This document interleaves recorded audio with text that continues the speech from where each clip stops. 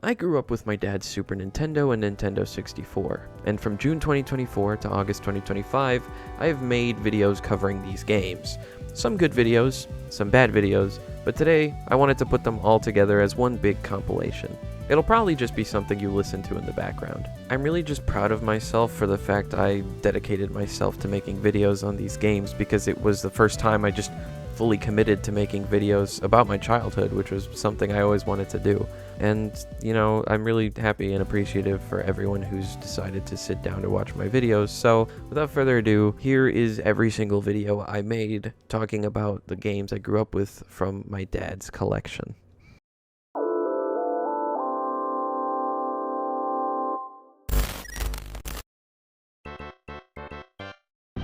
Over the past few years on YouTube, I've mentioned countless times I grew up with my dad's Super Nintendo and Nintendo 64, but I've always held off on talking about the games themselves. And that's always been very surprising to me because these games defined my childhood. I was raised on these consoles and games. If anything, I know for a fact that even if I speak from my heart on the subject, I can never do these consoles or their games justice because these are games I've come back to from different points in my life. But because I made it my goal from now on to complete every single game that I own and make videos on them, I thought it'd be fair to start from my roots and move up from there. But my network feels less like tree roots and more like what mushrooms have. Mycelium, I think. Because I have no idea which game was my first game. My earliest memories of seeing video games were between the ages of 4 and 6. We had 7 Super Nintendo games, 3 Nintendo 64 games, 2 plug-and-play games, and Elf Bowling. I just assume it's either Mario or Zelda, because I recall my dad beating Mario World, and I have another memory of seeing him read printouts of a year 2000 GameFAQs Ocarina of Time walkthrough, despite us having multiple official guides on the games. Also, I used to talk about the 1989 Zelda cartoon back in preschool.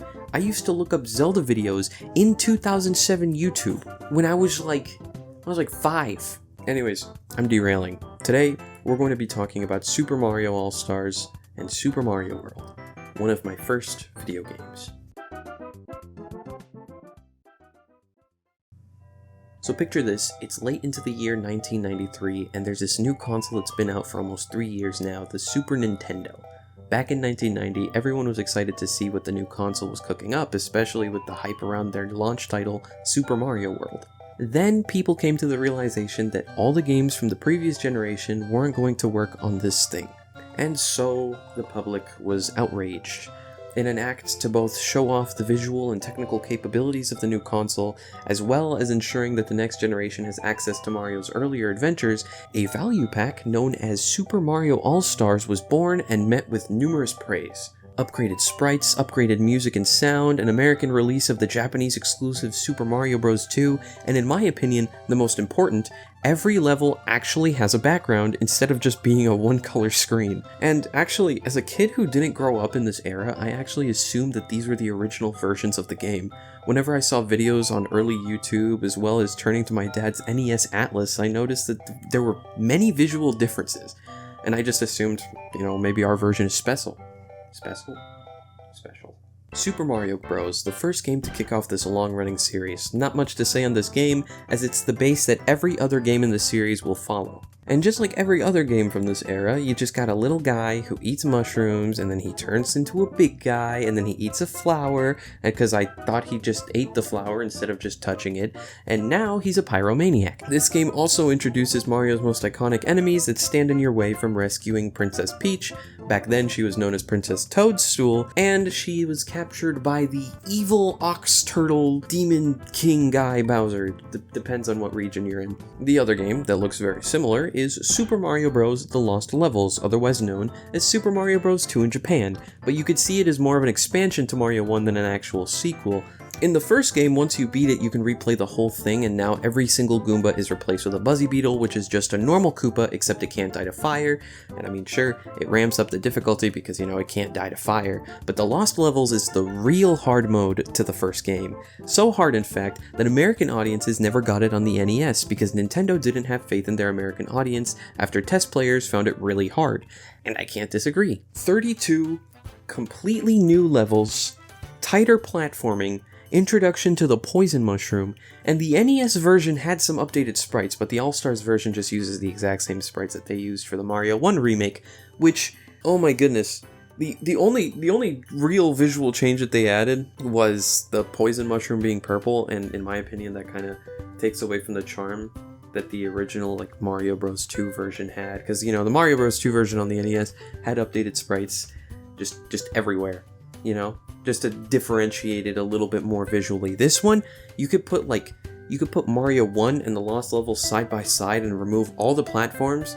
You could not tell the difference. And you know, I never ended up beating this game, and in retrospect, yeah, Kid Me couldn't beat some of the levels because of how precise your movements had to be, but also, this game seems to be the most intimidating to me and my dad, because the NES Atlas did not have this game, and so that added to the mysteriousness and the intimidation levels. I had no idea that its origins were a Japanese exclusive, so I just assumed, you know, us not knowing about it, it not being on the guide, just to add to the difficulty. I am pretty sure the furthest I've gotten is maybe 4-1.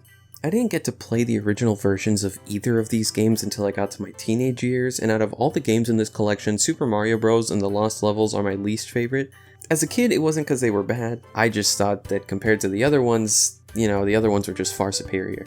But now that I'm an adult, and there are many ways to access the original versions, I noticed that they made Mario really slow when he walks and jumps. The sluggishness between the original and All-Stars is equivalent to a gold medalist wearing a 10-ton weighted jacket. Some people will argue that the controls are better in All-Stars. In my opinion, no. I grew up on All-Stars first, man. And I genuinely prefer the original Mario 1. Same thing with the Lost Levels. If you're going to play any version of the Lost Levels, I prefer you play the original. But, let me clarify, I am not saying these games aren't fun, and I'm not saying that they're not worth playing. I recommend giving them a shot, but I don't think they're worth finishing because you'll have more fun with the other two games in the collection instead. The next game in the collection is Super Mario Bros. 2. Now, you may be a bit confused because I just said the Lost Levels were Super Mario Bros. 2. Nintendo didn't release any new Mario game for the NES owners in America, so a few years later, Nintendo was like, okay, we need a new Mario game for the NES. So they took a game called Doki Doki Panic, swapped out all the playable characters from Mario and Friends, and then called it Super Mario Bros. 2, as well as re-releasing it in Japan as Super Mario USA. I used to love looking up these commercials when I was a kid. As a byproduct of reskinning Doki Doki Panic, the Super Mario Bros. Series gained some iconic characters like Shy Guy, Birdo, Ninjas, Pokies, and, you know, the Flurry, you know? Remember the Flurry? They licked Bowser's feet in the TV show. In terms of gameplay, it's very different to what came after. Rather than stomping on enemies, you can stand on them and then pick them up and throw them. Pretty much what you'll be doing throughout the entire game. You can also pick up veggies and items sprouting from the ground, and this game doesn't have power-ups either, but instead, there's a health indicator, and by entering subspace through a potion doorway, you can also pick up a mushroom that gives you a temporary health bar for the level. You just have to make sure that you threw the potion down in the right place, otherwise it'll just been a waste. But even so, if there are any sprouts in subspace, you can pick them up for coins that you can later use as tokens in a 1-up minigame. Also, I really enjoy that you can go through levels with any character, and sure, some levels may come off as a bit too easy or a bit too hard depending on the character you chose, but in a way, it's like adjusting your playstyle and the difficulty. Did I mention that this game defined Mario, Luigi, Toad, and Peach's physical abilities, since you can play as all of them? Mario is an all-round character, and, you know, his running, jumping, perfectly balanced. Luigi has a higher jump, Toad is small, but he can run pretty fast, and, you know, gave up the jumping. And Peach can also hover. Also, upon researching this isn't something I noticed as a kid. Apparently when Peach picks up items, she gets a little bit slower. I had no idea about that, you know, I'm finding out new things about these games every day. These small traits can also be seen in their 3D World adventure, but one thing 3D World didn't have was the whole plucking and power squat jump. which I didn't know was what it was called until I pulled up the original manual. But yes, there is a power squat jump that by squatting down and then glowing, you can jump twice as high. Also, yes, Peach is also playable in this game. Rather than being a damsel in distress, the goal in this game is that the four of you have to liberate the land from the evil King Wart. But in the end, it doesn't matter because it's all a dream, and Wart will never appear in the franchise again because he'll run off to the Zelda universe and then fade away along with another dream world. Now for the final game in the pack, and objectively the best game in the pack, Super Mario Bros. 3. This game vastly improves and expands upon the world that came before it. First of all, whenever Mario gets hit while holding a power-up, he regresses back by one stage rather than losing all his abilities. You can also now pick up shells by holding the run button. There's a world map, and you can pick the level you want. Although it's mainly linear, it gives players a choice of jumping straight into a level, playing a minigame, or going to a Toad House for a power-up. And speaking of power-ups, Mario 1 only had the Super Mushroom, Fire Flower, and the Star. Meanwhile, Mario 3 added 4 transformations. The Super Leaf lets you become Raccoon Mario and fly after charging your run because, you know, now there's a run meter. The Tanuki suit gives you the same abilities as Raccoon Mario with the added bonus of becoming a statue that can't get hurt by enemies. Also, it's only that cool in this game. Mario 3D World kind of mixed up the power-up for a little bit, where now the leaf turns you into Tanuki Mario, and, you know, I don't know, it seems kind of boring to me. The frog suit makes you feel all sluggish like All-Stars Mario 1, but you'll actually go faster underwater. And finally, the hammer suit has the same abilities as a Hammer Brother. Also, crouching makes you impervious to fire, apparently, which I did not know until I looked it up. Oh, and let's not forget Kuribo's shoe, a power-up only available in 5-3. It's just a green shoe that lets you jump higher, step on enemies and obstacles that would otherwise hurt you, and you can also combine it with a Fire Flower and Hammer Bros suit to throw projectiles. There's also some power-ups that Peach will mail you, or you'll pick up from overworld encounters that you'll use in the overworld or in levels. Also, the warp whistle from The Legend of Zelda makes a cameo in this game, and instead of using secret warp pipes to go to levels early, you instead have to find the 3 hidden warp whistles. And what do? They take you to the warp zone. That's not how it sounded in the script, I only said it like that because I was running out of breath. This game also brought in somewhat more unique bosses. Mario 1 and the Lost Levels only had Bowser as a boss. Mario 2 had some wacky cast characters, but, you know, the only way to defeat them is, you know, pick up and throw something. Mario 3 had a mini-boss in the form of Boom Boom, and almost every time you encountered it, there was like 3 variations. The normal one, the super fast one, and the flying one. I think there was a jumping one, don't quote me on that. Wait, no, they all jump. I'm pretty sure. Except the flying one. The flying one just kind of goes meow. Also, Bowser's kids, at the time, until Miyamoto said one day they're not his kids anymore, are the primary bosses of every world. They all pretty much function the same, except they shoot out beams with their wands, and the beams have different patterns, different behaviors, and so do all the bosses. They're pretty much different variations of kind of like the same fight, but there's some unique ones, like Wendy with her whole, you know, she does it in the new Super Mario Bros. Games, you know, the ring bounce, bounce, bounce. And then there's that one kid with the balls. I never remember their names. Also, Bowser's boss fight works differently in this game. Instead of making him fall into a pool of lava, you have to trick him into breaking the floor from under him, and then he falls to his doom. And in case you're wondering about the story, Mario has to not only save Peach from Bowser, but also the 7 kings who got their wands stolen by the Koopalings, and those are the same wands they use against you. And then they used those same wands to turn the kings into animals. At least in the original version. In the All-Stars version, the kings were turned into various Mario creatures from Mario 2 and World, even Bowser Jr.'s ear. Mario is always Mario, regardless of which one you play. Each one has their own unique way of adding something to the formula, and out of the whole pack, I say Mario 3 is objectively the best, regardless of which version you play. You can play the NES version, you can play the All-Stars version. The game perfected and cemented the Mario formula. Mario 1 may be the base for the whole series in terms of content regarding bosses, levels, and power-ups, but Super Mario Bros. 3 had to be the evolution of the formula that every game tries to follow after.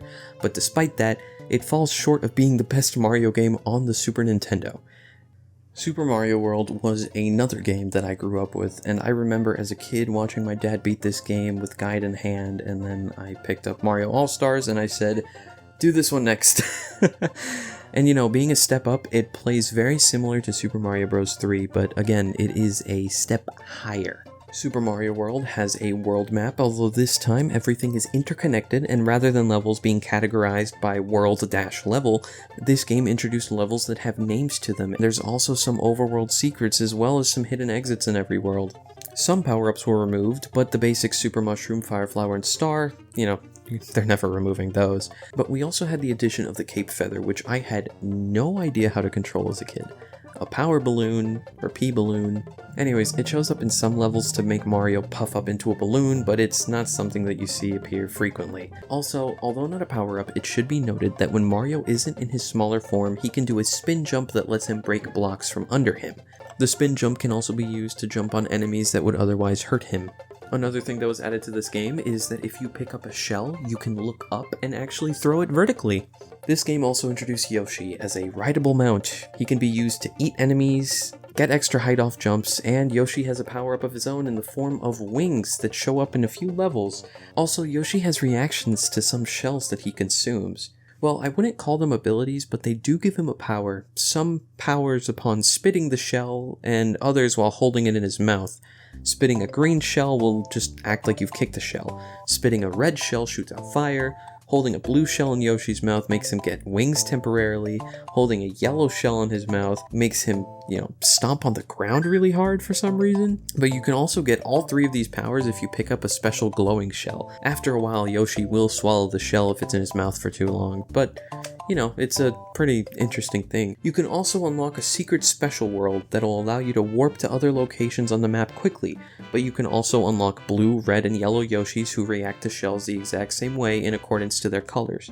But Special World isn't the end of it. There's also Special World 2, which contains some of the game's hardest levels, and for beating them you're rewarded with a recolored overworld and reskinned enemies, like Koopa Troopas looking like Marios and Piranha Plants looking like jack-o'-lanterns.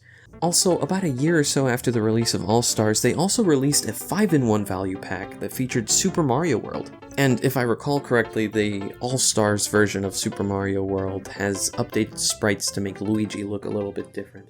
Earlier, I mentioned that my dad and I used to use his NES Atlas to play through the Mario remakes.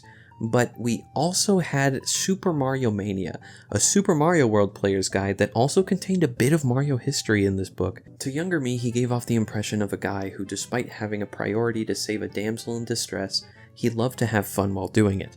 Also, I've always loved these analysis pages on the different characters.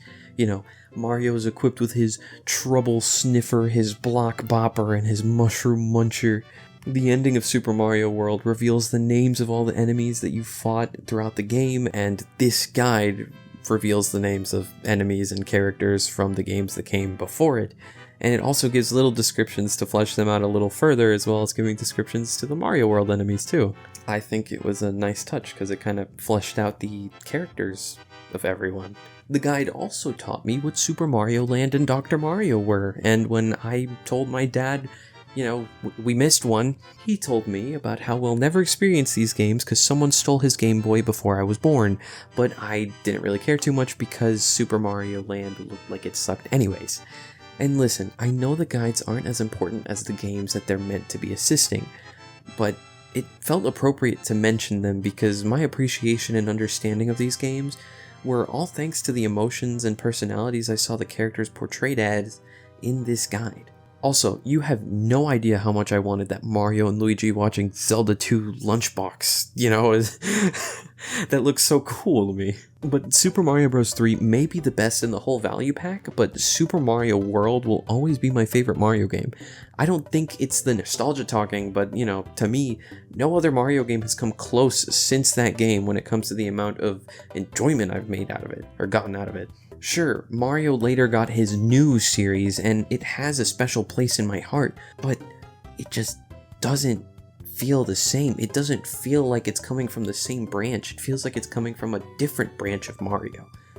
I don't think a 2D Mario game has been as good as Mario World until Super Mario Bros. Wonder. 33 years later.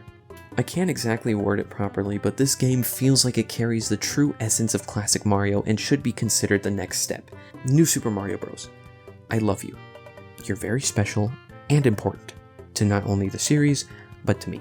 despite having more things to say about you, and, you know, I'll appreciate you later, you know, you'll get your own video in the future, just not this one, okay? But there is something important inside of you, so let me just open you up real quick.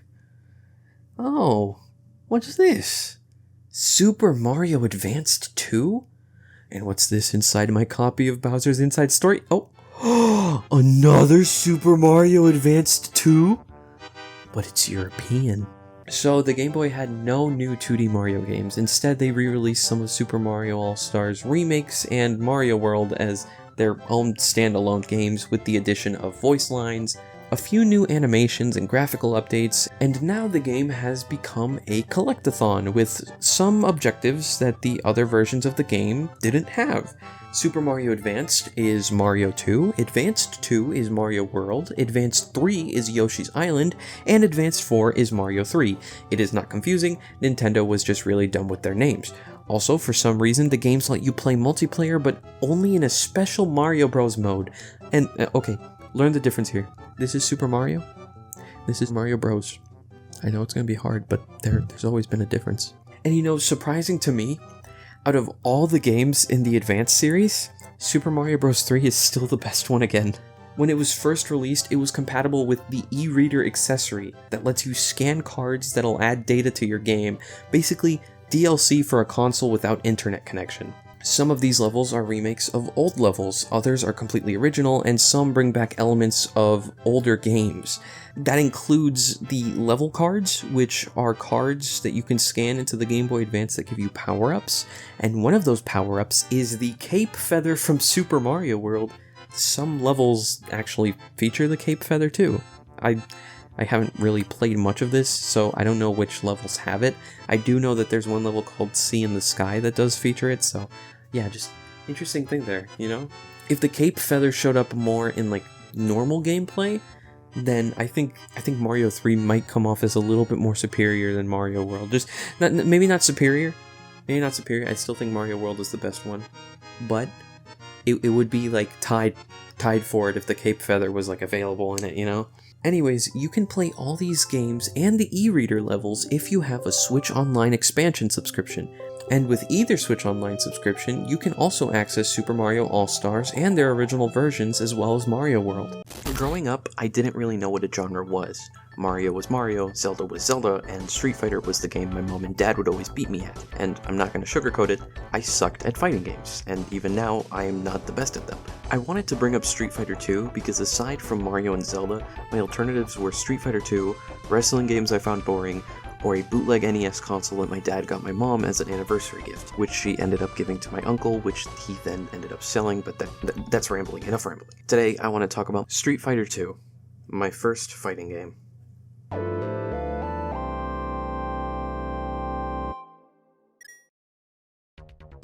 Part of what made Street Fighter 2 so special was it was a competitive game the likes I'd never seen before. The only games that we had were Mario, where you take turns, or Tetris, where you stacked blocks until one of you fumbled. Usually the games we had were pretty simple control-wise. A was to jump, holding B was to run, etc. But with Street Fighter, you had 3 different types of kicks, 3 different types of punches, and based on your movement and button combinations, you'll do special moves that each character has that the other one wouldn't. So everyone was unique in their moveset. It wasn't like Mario and Luigi just having the same pool but being a different skin swap. Everyone was special, different, and objectively there were some characters that were better than others. Also, something I didn't know as a kid was to block an attack, you just had to walk away from your opponent while they hit you. Continuing on, one of my favorite parts about this game are the characters. Without diving too deep into the lore, Ryu and Ken trained at the same dojo. Ryu is serious, Ken is the funny one. E. Honda is a sumo wrestler. Chun-Li is a member of the International Crime Police Organization in China, and she's also Cypher PK's favorite. Blanka is a pretty wild guy who can generate electricity. Outside of his appearance, he's actually a pretty chill dude. Zangief is a pro wrestler from Russia, considered a hero by many, and Dalsum is just as chill as Blanka, but he has like the gum gum fruit powers. Those were all the characters in my version of Street Fighter 2, the World Warrior. In the next version, Champion Edition, the 4 bosses in the single-player campaign become playable. Balrog the Boxer, Vega an Assassin, Sagat a Muay Thai Master, and also the final boss of Street Fighter 1, and finally M. Bison, the main antagonist of many Street Fighter games later on in the series. series. He's also the leader of a secret country or military thingy called Shadowloo, and most importantly, organizer of the Street Fighter tournaments. Later versions added iconic characters like Cammy, Akuma, and at some point, evil Ryu and Ken. Street Fighter 2, and Street Fighter as a whole, isn't story heavy, in the earlier entries at least. It's just enter the tournament and beat the bad guy, get the special ending for each individual character.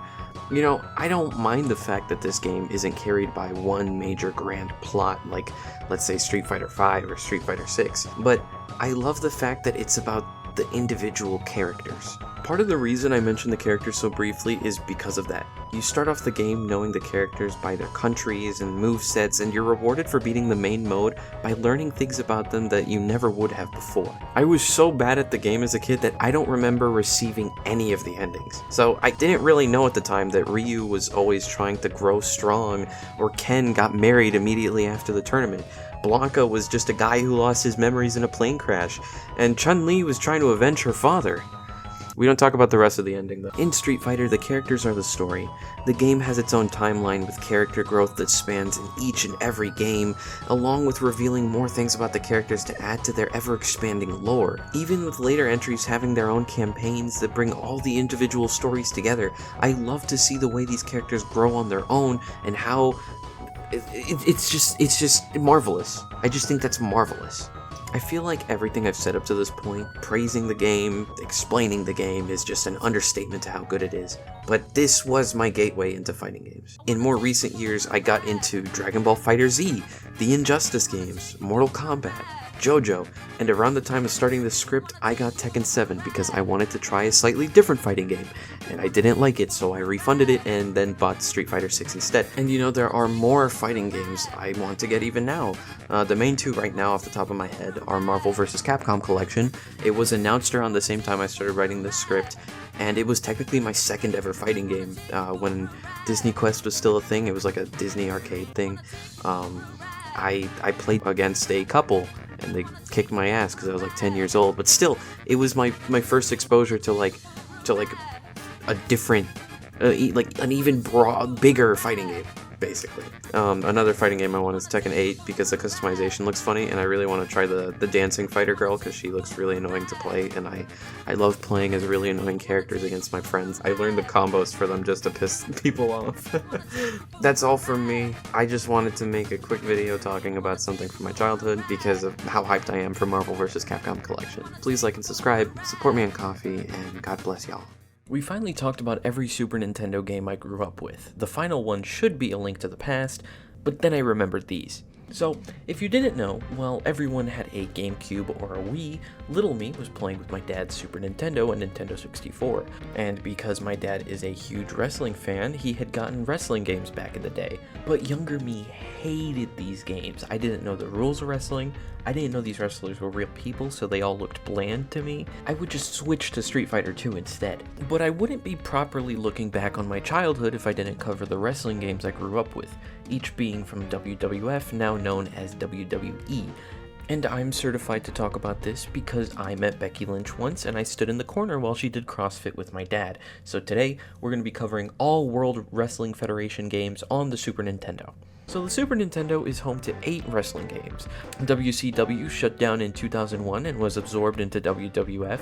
Hammerlock Wrestling is based off Japan's Wrestling and Romance, or Wrestling Association R, which doesn't exist anymore according to my research.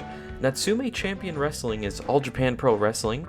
And finally, Saturday Night Slam Masters by Capcom, which isn't based on any real wrestling to my knowledge. Also, Hagar is there, so I guess this is Street Fighter canon. Now that all the non-WWF games are out of the way, let's move on to the ones that we're going to talk about today. Let's start off with 1992's Super WrestleMania, the first and worst on the list. Multiple wrestlers to choose from, and I'm not a wrestling fan, but everyone knows The Undertaker, Hulk Hogan, you know, what you gonna do, brother? Visually, looks great on the Super Nintendo. I consider this pretty much like a good standard for graphics. I also love the little announcer's way of introducing the wrestlers, but everyone plays the exact same. The only thing making these guys different is their sprites.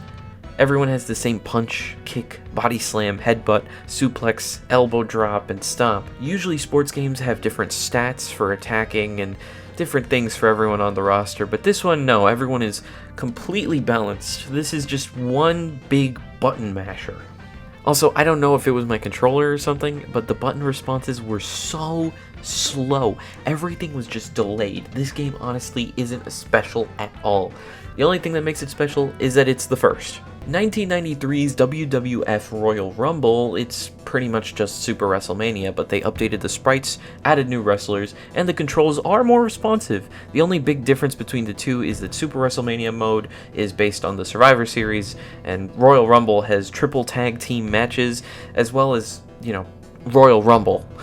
Although to my knowledge, neither of the games follow the proper rules.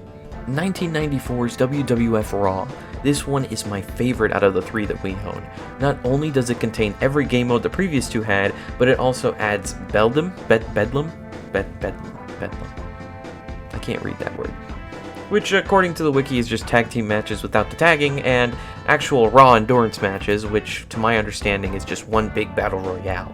What truly made this game my favorite was just how fast it was. This felt like the proper speed for the fighting games that I like to play. And like a fighting game, everyone has a super move. I joked earlier about being allowed to talk about this because of meeting Becky Lynch, but meeting her and seeing my first wrestling match live back in 2018 actually got me a bit into wrestling. Sure, I don't fully understand the rules, but I enjoy seeing the fighting and knowing about some of the storylines. I look back on those childhood games in the same way I look at the day I got to connect with my father through something that he really likes.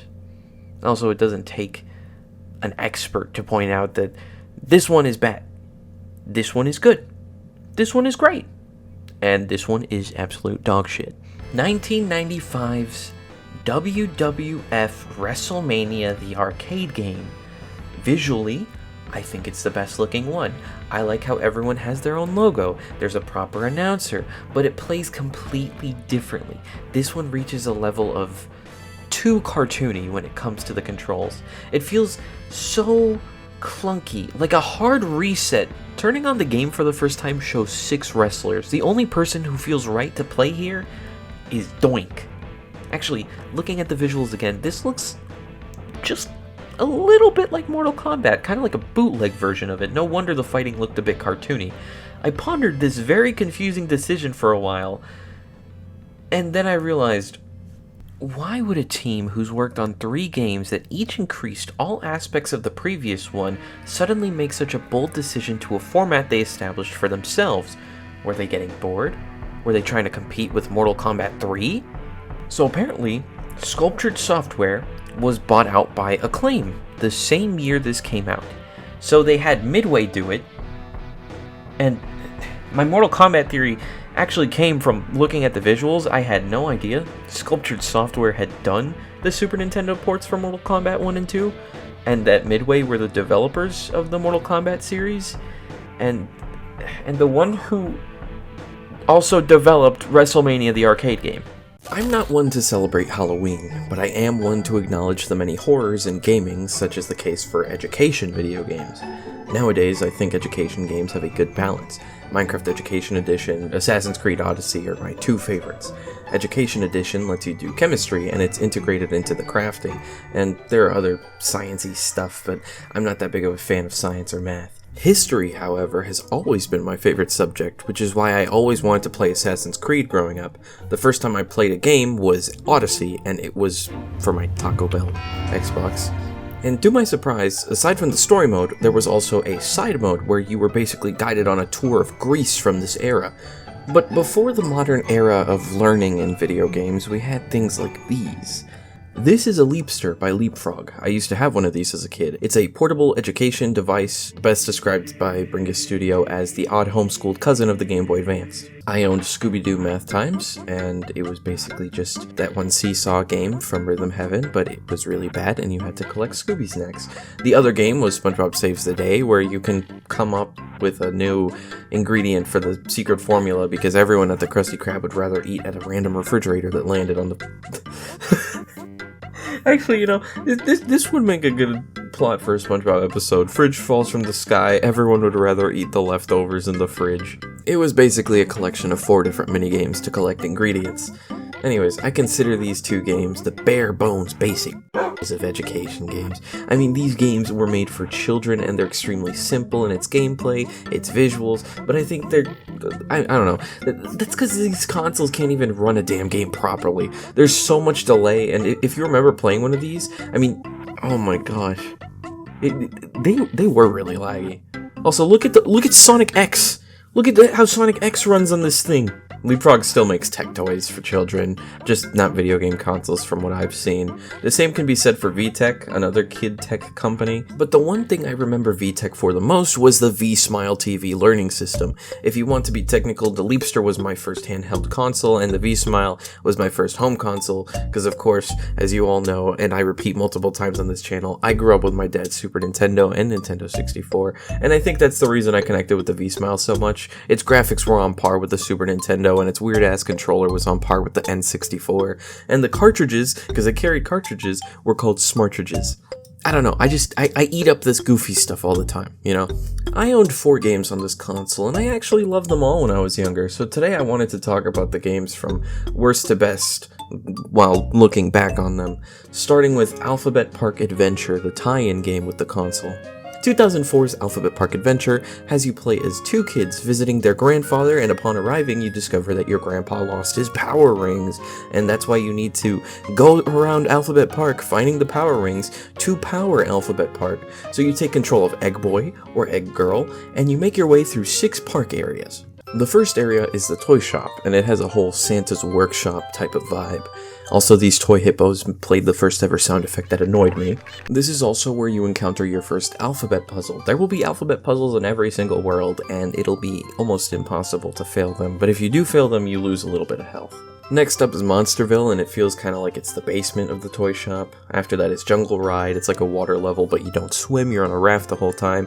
Also, the next one should be called the Jungle Level. It's called Bug World, because in Bug World, it's like an actual jungle. It feels like a bootleg Donkey Kong level with the ladybug enemies from Mario 2 everywhere, and this whole level is just climbing and puzzles based off shapes. The Secret Garden level is just, I don't really remember this one. It's just a bunch of balloons and bees. And funfair, I have never had a fear of clowns ever, but as a kid, these guys were really, really creepy to me. And the background of the level makes it feel kind of like you're trapped in a cage with them.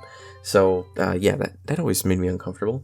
Anyways, at the end of each level, you'll see all the power rings you collected, and if you've got enough power rings to power the park in its entirety.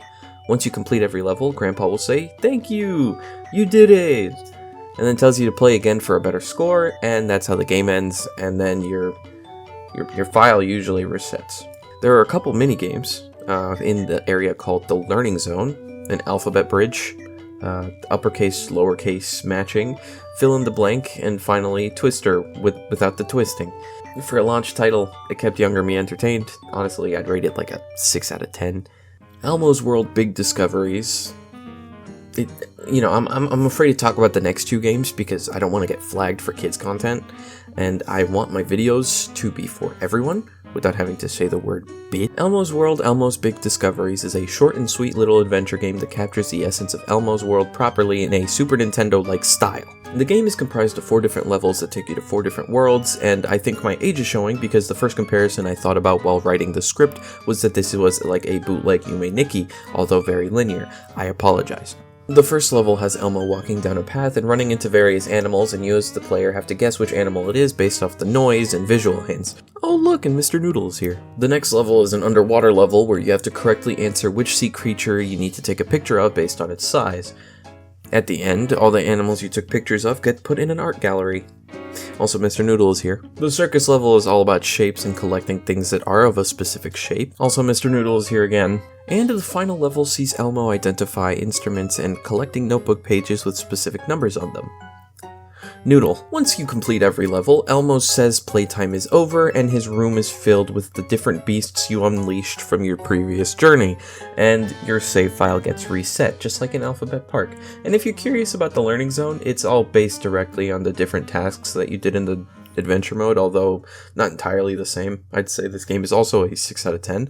Not as dragged out as Alphabet Park, but the tasks felt a little too tedious. Why am I rating these games? They're for like little babies. Okay, this one is slightly based on a movie, Barney's Land of Make-Believe. This one's interesting. The game starts with Barney and his friends finding a book on the floor, and it tells them about the land of make-believe, so they decide to go there. But uh-oh, a bird snatched up the book. Anyways, level 1 has you chasing down that bird and getting all the pages that fly out of the book. After you catch the bird, then you go to a store to buy travel equipment, and for some reason the store carries hot air balloons. Level 2 gives me Kabula and Mario 2 PTSD. Level 3 is a stroll down a forest. Level 4 is a stroll into the castle. And you probably saw from the footage, but obviously these, there is educational stuff along the way, but kid me didn't really care. I was just happy that there was like continuity between all the levels before I knew what continuity even was. These were fun games. I used to love this one as a kid a lot. I mostly liked this one because of the way everything connects, and it felt like a proper adventure, unlike Adventure Park. But honestly, it's a 5 out of 10 for me now. It is pretty good though. I would recommend it to my kids that aren't even born yet. I ain't even married yet, damn. Oh, and if you're curious about the Learning Zone, it's a pattern game, a copy my dance games, a take a picture game, and from what I can tell, collect as many flowers as possible game. Alright, and next is the final one, Football Challenge, or Soccer Challenge if you want to be wrong. It's your typical soccer game, but there's also an adventure mode where you play as a kid named Mike who wants to compete in the Vsmile Cup. So he travels around the world trying to find the best people to join his team. The game presents you with different countries to choose from. When you enter a country, Mike will either have to do a task in order for someone to join them, or actually find them in an exploring section. I remember I used to love the Spain level because you had to find different types of food for the entire food group wheel, and filling that out was really fun. Because one, I used to really love that chart in elementary school. I would have probably hung that up as a poster. And second, I love games where I have to collect stuff. I think this game caught my attention because of how different the game played from everything else, and also the way it presented itself. Because one second you're catching seagulls while on a jet ski, and then the next second you're raiding a Metroidvania style locker room. Once you have your team ready, you compete in the championship. If you win, you get told you're a winner, and then your save file resets again. And yes, the other games did this, but in their defense, when I was a kid, I took the opportunity to try to go back and beat those games again even faster. And before I forget, the reward for beating the game is a new stadium that looks like the grass is dead. The Learning Zone has probably my favorite minigames on the whole console, because one of them was kind of like a rhythm game, although without music. Minigame number 2 has you kick a ball to a specific teammate without passing it to your opponent. Minigame 3 is a spelling minigame, but with a bit of a challenge. You have to actually keep the ball on you without the other team getting it, while you're also looking for letters to spell out a word that shows up on the top of the screen. Honestly, this one's like a 8 out of 10, 7 out of 10. You're probably like me. Someone who grew up with a game that piqued their interest when they were young. And as you've grown older, you continue to follow that game as it grows into something beyond its original boundaries, inevitably evolving into something unrecognizable at times for both good and bad reasons. And that's what The Legend of Zelda has been for me. In more recent years, I've been exploring the massive world of Hyrule, set eons after all the other tales. In my teenage years, I freed a twilight-enveloped Hyrule and the neighboring dreamlike land of Termina. As a child, I explored the high seas with a greedy but lovable captain trying to save a dear friend. And my furthest memories were as a toddler being exposed to the series' defining masterpieces of A Link to the Past and Ocarina of Time. And today, I want to take you on a journey through my first exposure to my favorite video game franchise. Explain to you why I love it, and in the process explain why I love Zelda as a whole. Just keep one thing in mind, folks. The legend started here.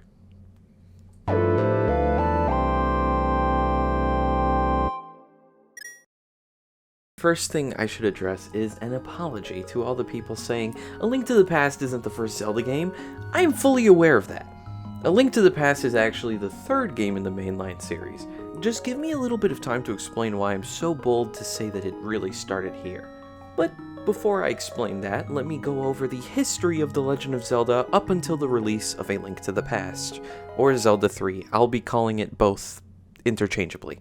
So The Legend of Zelda was a video game released on the Japanese exclusive Famicom in 1986. but didn't release in America until 1987 on the NES. It establishes the gameplay of the Zelda series, exploring a big world, discovering secrets, and progressing the game after completing dungeons and utilizing items that you've gotten throughout your journey.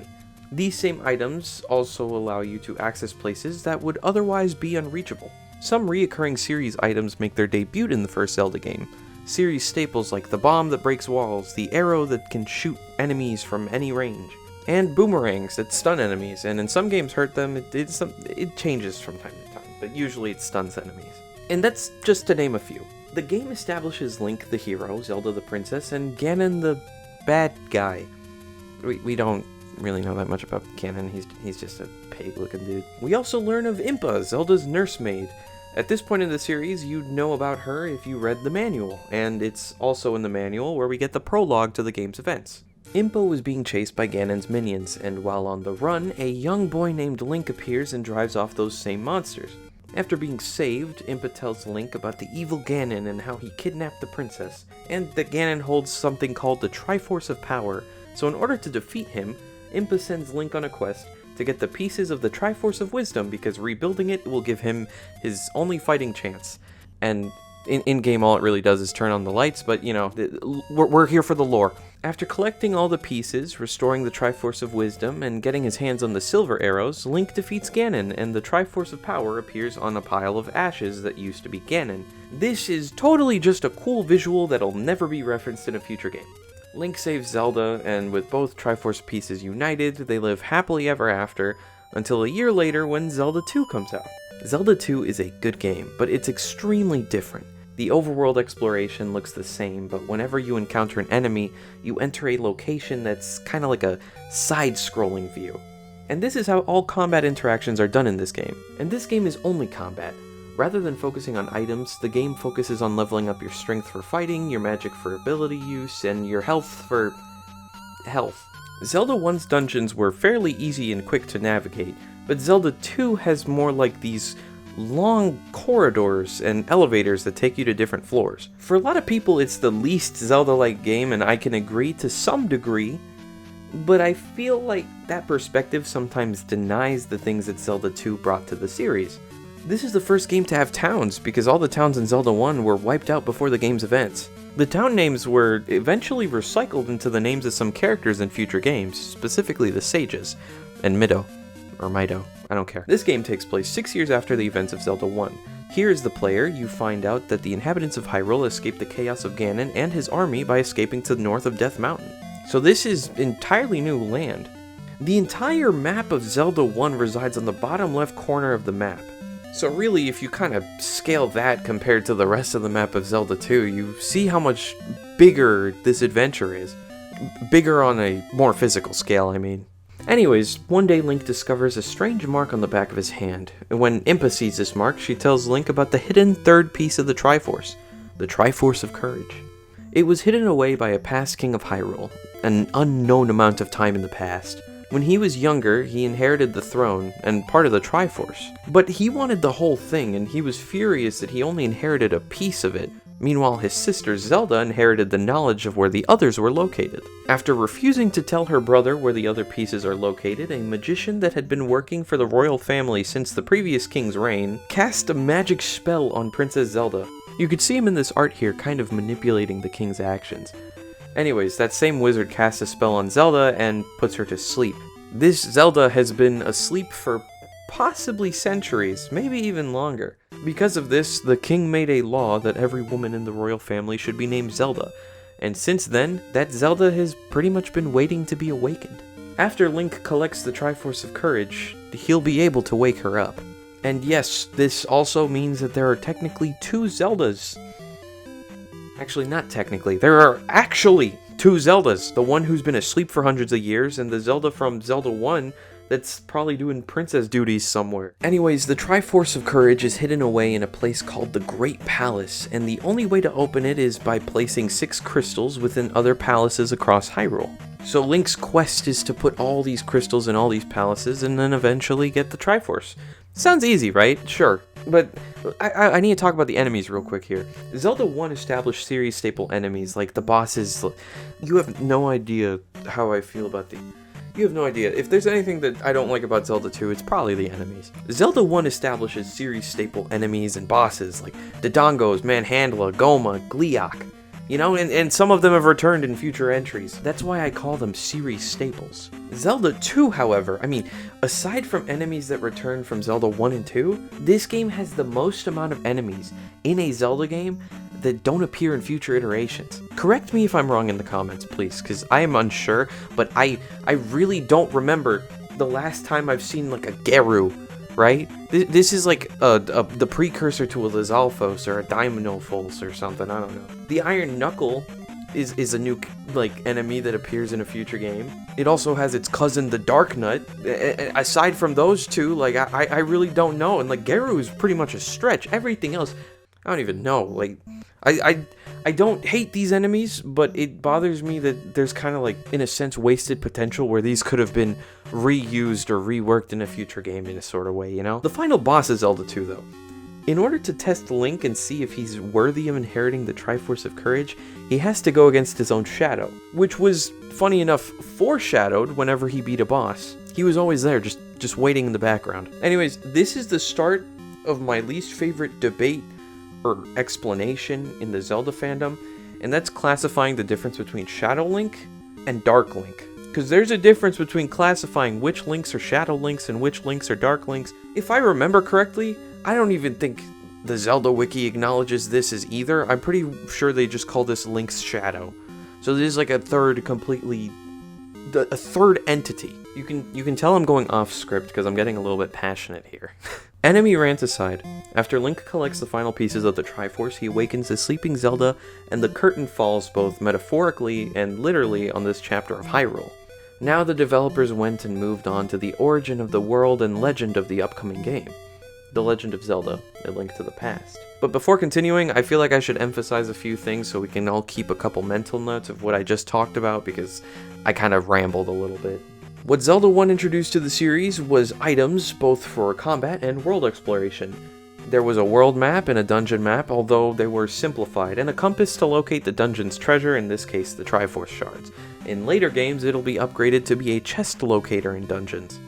You know, this game also established a lot of series enemies, series bosses, and the battle of good and evil for the Triforce. Zelda 2 was the first game to establish that there is always a Link and a Zelda. And in the games where Zelda doesn't appear, it's usually because it's a direct sequel to a game where she does appear. Another thing Zelda 2 established was that Hyrule has densely populated villages, but sometimes they're very far from each other. So that's why canonically in some games, sometimes you don't visit every village. Sometimes you'll only go to one. But in reality, they're all just spread out across the land. Also, Hyrule isn't always the same. A lot of the time, landmarks will exist in the same general positions, but the land around them is molded differently sometimes. Or sometimes the world exists outside of the land of Hyrule altogether. In this era of Hyrule, they've expanded to the north and the northeast. This game also establishes that Link can learn abilities rather than just using items all the time. Now, Zelda 3, or Triforce of the Gods, or A Link to the Past, whichever name you choose, the game's context remains the same regardless. It takes the previous games and treats them like a draft, and then A Link to the Past becomes the foundation that Zelda 1 is trying to be. And no, I'm not saying that you should skip Zelda 1, it feels very rewarding. Zelda 2, it's fun, but play the Japanese version because that one is more balanced. As I said a bit ago, you can call this game Zelda 3, A Link to the Past, or Triforce of the Gods, and it wouldn't really matter because the context wouldn't be lost. According to dev interviews, the game's manual, and the player's guide, this game serves as a prequel to our previous venture through Hyrule. And it's right here, before we even start the game, where my love for Zelda lore truly started. And not the lore, but just Zelda as a whole. Especially since, despite the different sources, every piece is telling the same events. The player's guide, which I own, but I can't find where it is, it says as follows. Although The Legend of Zelda appeared first in the series of Zelda adventures, it actually takes place many years after the third game, and then the book proceeds to tell you about Link's journey through the first two games. The in-game cutscene says, Long ago, in the beautiful kingdom of Hyrule surrounded by mountains and forests, legends told of an omnipotent and omniscient golden power that resided in a hidden land. Many people aggressively sought to enter the hidden golden land, but no one ever returned. One day, evil power began to flow from the Golden Land. So the king commanded 7 wise men to seal the gate to the land of the golden power. That seal should have remained for all time. But, when these events were obscured by the mists of time and became legend, a mysterious wizard known as Aghanim came to Hyrule to release the seal. Okay, but now comes the question. What is the Golden Land? What is the Golden Power? Why did evil flow from the Golden Land, and who is Aghanim? Some of these questions can actually be answered within the manual the game comes with. And here's also where we get a lot of first-time lore drops that the series will carry on throughout the rest of the franchise. The god of power dyed the mountains red with fire and created land. The god of wisdom created science and wizardry and brought order to nature. And the god of courage, through justice and vigor, created life. They left the world, but not before creating a symbol of their strength, a golden triangle known as the Triforce. A small but powerful portion of the essence of the gods was held in this mighty artifact, which was to guide the intelligent life on the world of Hyrule. The Triforce had the power to bestow 3 titles which gave the person who received them great powers: the Forger of Strength, the Keeper of Knowledge, and the Juror of Courage. From its hiding place in the so-called Golden Land where the gods placed it, the Triforce beckoned people from the outside world to seek it in the hope that someone worthy of these titles would find it. The Hylian people were endowed with psychic powers and skill in wizardry. It was also said that their long, pointed ears enabled them to hear special messages from the gods, so they were held in high esteem by many people in Hyrule. Their descendants settled in various parts of the world and passed on their knowledge and magical lore to all people. But in its passing, the lore was often distorted or lost altogether. A creation story, the Triforce origin, and the Triforce grants titles and powers to people.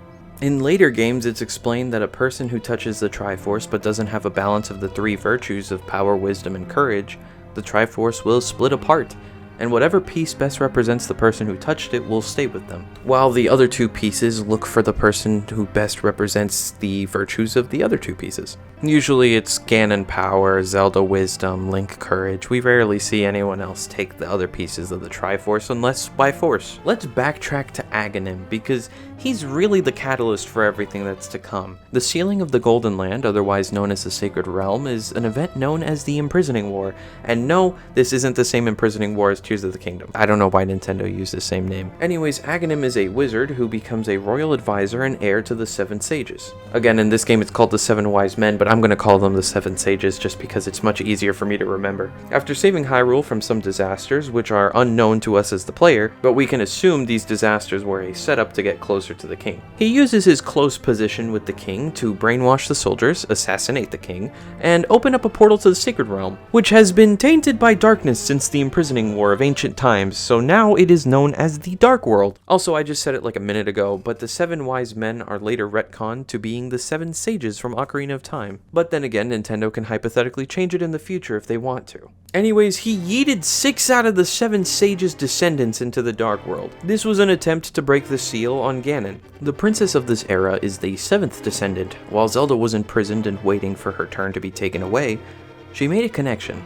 On this night, while sleeping soundly in his bed, our hero Link is awakened to the sound of her pleas echoing through his head.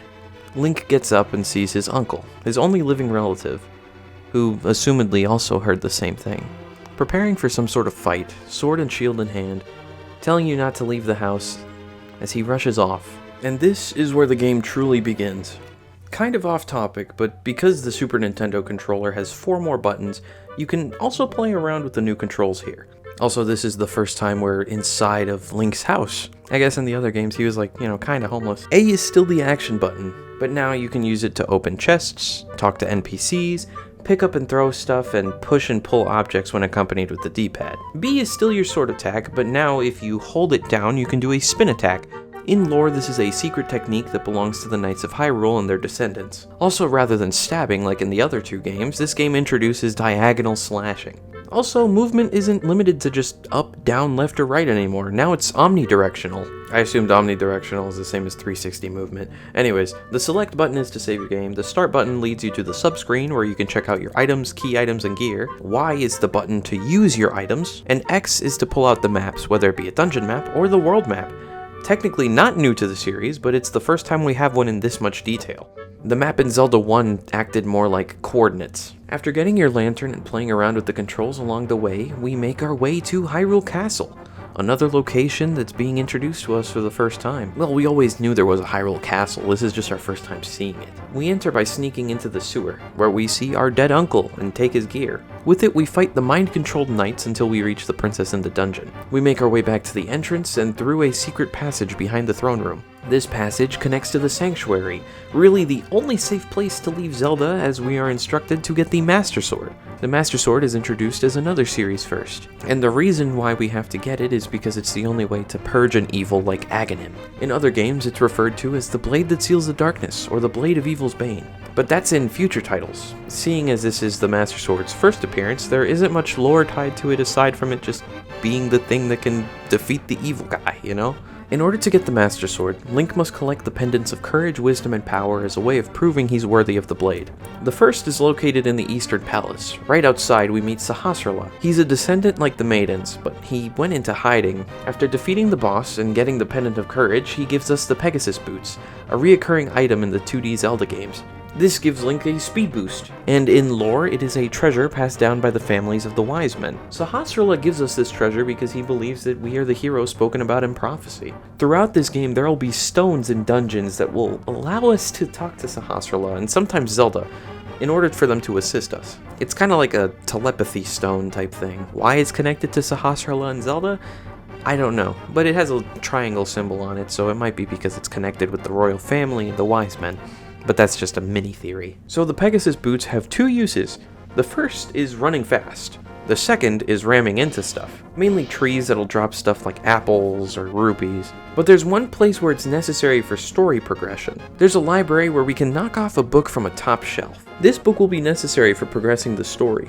It's not used that often, but it's pretty important. The Book of Mudora.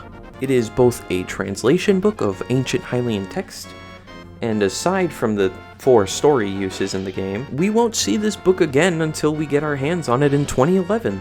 Jokes and theories aside, we need the book to read an inscription that gets us into the next palace. And you might recognize the next palace because we see it in the most recent Zelda game taking place centuries after this one. The final dungeon is all the way up in Death Mountain. After helping an old man get back to his home, he gives you a magic mirror saying that you'll need it if we accidentally wander into a magical transporter, which we actually do, and we need to do it in order to get to the Tower of Hera, the location of the final pendant. These magical teleporters take you to the Dark World. However, this is how many people accidentally wandered into here and vanished, and whenever someone wanders into here, they take a monstrous appearance that reflects their heart. That's why this guy looks like a horned beast, and this guy looks like Kirby. The more evil your heart is, the more monstrous you look. Which is why seeing Link in the form of a pink bunny after exiting the portal will always be hilarious, especially considering when he killed so many innocent soldiers who attacked him. I mean, sure, they were hypnotized, but it doesn't matter.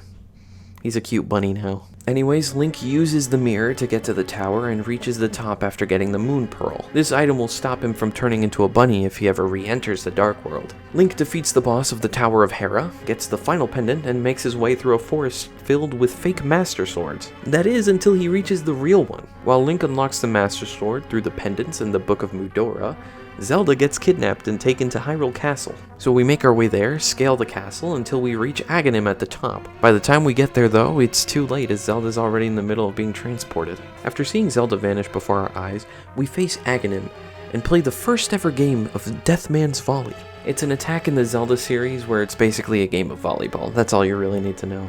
Rather than admitting defeat, however, he drags us both into the Dark World where Sahasrahla speaks through us through the void, instructing us to free the 7 maidens from the 7 dark palaces. While Link does that, I think now's a good time to talk to all of you about the game's mechanics, as well as the new things that this game introduced to the franchise. After all, the kind of stories, items, progression told in future Zelda games all branched from this one. First of all, we have the return of the bow, the boomerang, the bomb, but we also have the introduction of upgradable weapons. Silver arrows were the only way to defeat Ganon in the first Zelda game, and the same thing applies here. But rather than being an item that you find, it's only obtainable through upgrading your bow. The boomerang stays relatively the same, but now it's faster and has more range. The bombs, however, can't be upgraded, but you can buy a stronger variant of them. Later Zelda games will introduce variations of the bomb, and variations of the other 2 weapons as well.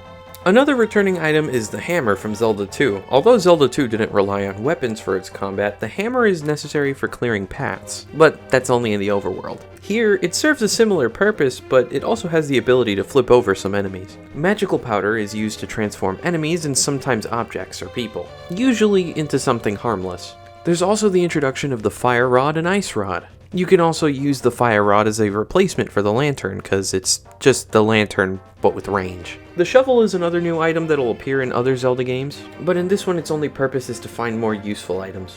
More specifically, the flute, which is basically just fast travel. A different looking flute served a similar purpose in Zelda 1, but I forgot it existed because I never really used it except when necessary. In this game, the flute takes the form of a blue ocarina, and you can tell the developers loved it so much because they made a whole other game on it. But back to the shovel. It's not really used again in the game. It disappears from our inventory after we get the flute. You can only use the shovel again during the shoveling minigame near Kakariko Village. In the Game Boy Advance version of this game, however, it gets its own slot. But I don't know if there's any actual use for it. I think some of the more unique items are the bug catching net. It's used for collecting fairies that'll heal you upon death, or bees that'll fight alongside you. Anytime you collect something with your net, it'll be kept in a bottle, which in games before Breath of the Wild and Tears of the Kingdom were extremely hard to find, because you would only get about 4 of them a game. Except in Majora's Mask, because I think that Link gets like 6. Yeah, bottles were extremely hard to get, because you wouldn't really know where these bottles were located. They'd just be in the most randomest places. The same thing applies here. So this is where that tradition started. You can blame Link to the Past for that one. A pair of unique items are the Cane of Somaria, which can create blocks and damage enemies upon being touched. Also the Cane of... I never know how to pronounce it. Bjorna? I don't even know. Which makes a protective shield around Link.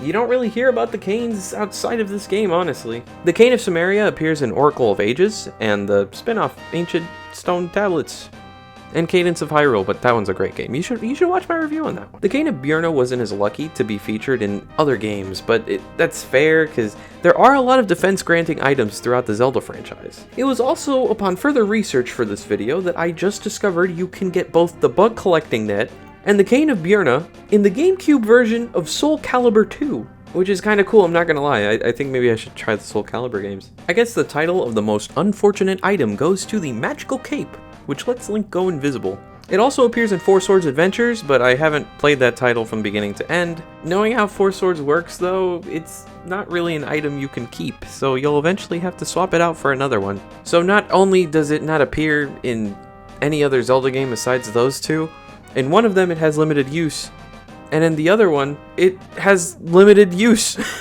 The second coolest item probably has to be the 3 medallions, and yes, I tied all 3 of them. The Bombos medallion burns and engulfs all enemies on screen. The Ether medallion freezes all enemies on screen. And finally, the Quake medallion, which strikes so much fear into the enemies on screen that they all turn into Zols. The Bombos and Quake medallions are necessary to enter 2 of the dungeons. They also make a return in Four Swords Adventures. The Ether medallion was forgotten, I guess. But the best item introduced in this game has to be the beloved hookshot. I don't care if it's a claw shot, a grappling hook, a grip shot, a long shot, or a switch hook. As long as it has the word hook and shot, it is a hook shot. And regardless of which version it is, I love it. It is the most fun item to use regardless of the circumstance. I love them all the same, despite the difference in name, mechanic, and appearance. And it all started here. But maybe I do like the claw shot a little bit more. Oh, and one more thing. Any item that isn't physical, like the ones that obviously use magic, those consume magic. This game introduces the all-new magic meter. You can see it there on the top left screen. You can upgrade it later to consume less magic when you use certain items. If you watch my video on SNES Mario games, I talked about how the Super Mario Mania Player's Guide really hooked me into the world of Mario through its art and character descriptions. I mentioned previously I owned the Link to the Past Player Guide, and that book also had the same effect on me. The fleshed out descriptions of A Link to the Past, the retelling of lore as well as illustrations accompanying it, illustrations of the game's opening moments especially, really opened my imagination to how I depicted the rest of the game's world. There was also a map that divided the Dark World and the Light World into areas. Aside from the names that we see entering the dungeons, this was the only way I would know what some of these areas were called, especially if you miss little details in dialogue like me. you wouldn't have known that the Dark World's version of Kakariko Village is called the Village of Outcasts, or that the Dark World's Death Mountain is still called Death Mountain. Oh, and that reminds me, I forgot to mention Kakariko Village. In this game, it's just an ordinary village, but in future entries it'll be more important and part of the lore. But I'll go over that in my next Zelda video that hopefully won't take months to come out, like this one. But back to the book, I really love the illustrations sprinkled throughout the book about the game, like the way that the soldiers are supposed to look, areas you visit throughout the game, and especially this art of the Master Sword. The Master Sword in this game is probably my favorite depiction, because rather than having the blue winged shaped guard, you know, the guard we see in all the other Zelda games, this one has a round yellow guard.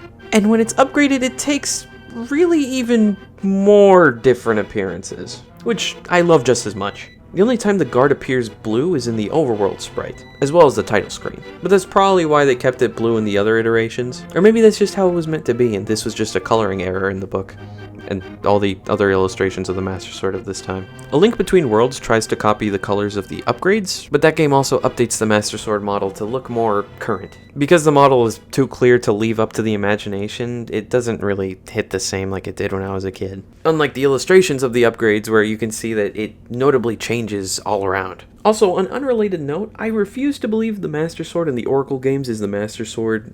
This is not the same type of sword. This one has a guard. Let me just quickly go over some things that the guide did. Depictions of the fairy fountain statues, a random 3D map of Hyrule, depictions of Hyrule's fashion, more illustrations of areas that you'll explore in the game, item illustrations, the Dark World trees, which if you didn't know are alive, the Dark World Palace and the monkey that helps you get into it. Also, hands down, one of my favorite depictions of rupees because they're differentiated by both color and size, rather than just color in future games. I really like the minigames that require you to use your bow and arrow, and I really love the depiction of it here in this illustration. The book is also the origin of the high-quality image of the imprisoning war that you see all Zelda YouTubers use. I love this picture. I really do. Oh, there's also this ominous depiction of Link touching a heart container. And speaking of which, I love how the guide gives you a chart of recommended hearts before taking on each dungeon. Alright, I think enough time's passed. Let's go check back on Link. So he's rescued the maidens from the Palaces of Darkness. Now all that's left is to save Zelda from the final one, Turtle Rock.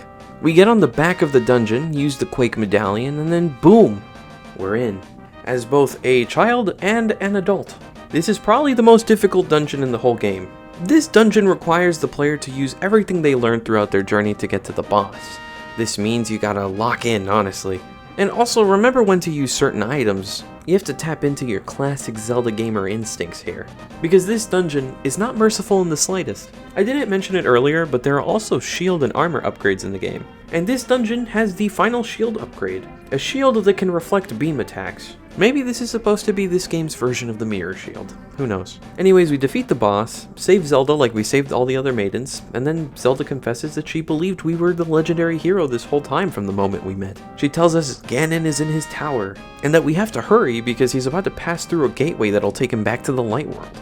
Our mission now is to stop him before he does. The maidens serve a new purpose now, breaking the barrier that leads into Ganon's castle, which basically just turns on the escalator that'll let you up. Jokes aside, this is another tricky dungeon, just like Turtle Rock. Although, in my opinion, this one's a little bit more fair. Like, it'll also test your skills, but it won't throw anything unfair, like a random block-pushing trick that you wouldn't really think about. One of my favorite parts about this dungeon is it does my favorite thing that most Zelda games don't allow you to do, and that's re-challenging some of the past bosses, especially when it's re-challenging them after you've gained all the upgrades. In this dungeon, you encounter the Light World bosses and have to face them before fighting Ganon. Anyways, scaling up to the 7th floor of the tower, we come face to face with Aghanim. So we're too late. Ganon's crossed over, and now a much stronger Aghanim is holding us off from facing Ganon. He boldly proclaims that we won't be meeting him a second time. Play a little bit of Dead Man's Folly, and then we defeat him. Which, you'd think he'd blow up like all the other bosses, but I guess he's not because he's human. But out of nowhere, a ghost-like entity comes out of him, rises from him, and then takes the form of a bat and flies away. It's Ganon. Aghanim wasn't serving Ganon. He was his puppet, his alter ego. While Ganon was imprisoned in the Dark World, he somehow manifested this alter ego in the Light World. He flies back to the pyramid where Link starts his journey in the Dark World and crashes down onto the top of it. I don't know why, I just punched my hand. I thought it'd be cool. You see, rather than escaping the light world to exact his revenge, he flies over to the pyramid where the Triforce was hidden and is acting as its guard in order to prevent Link from wishing his downfall. You know, real quick, based on the way the story was going up till this point, I don't think the royal family even knew the exact location of the Triforce, even if it was in the Sacred Realm, especially after Ganon transformed it into the Dark World. So Ganon, as the last person to make a wish on the Triforce, knows where it is, and basically foils his own plan in conquering Hyrule by leading his enemy to his weakness. All Link has to do is defeat him. Ganon tries swinging his trident, shooting flaming bats rather, breaking the floor from under him, and trying to turn off the lights to make himself invisible to Link. But all it takes is a couple sword swings, fire casting, and silver arrows to defeat him.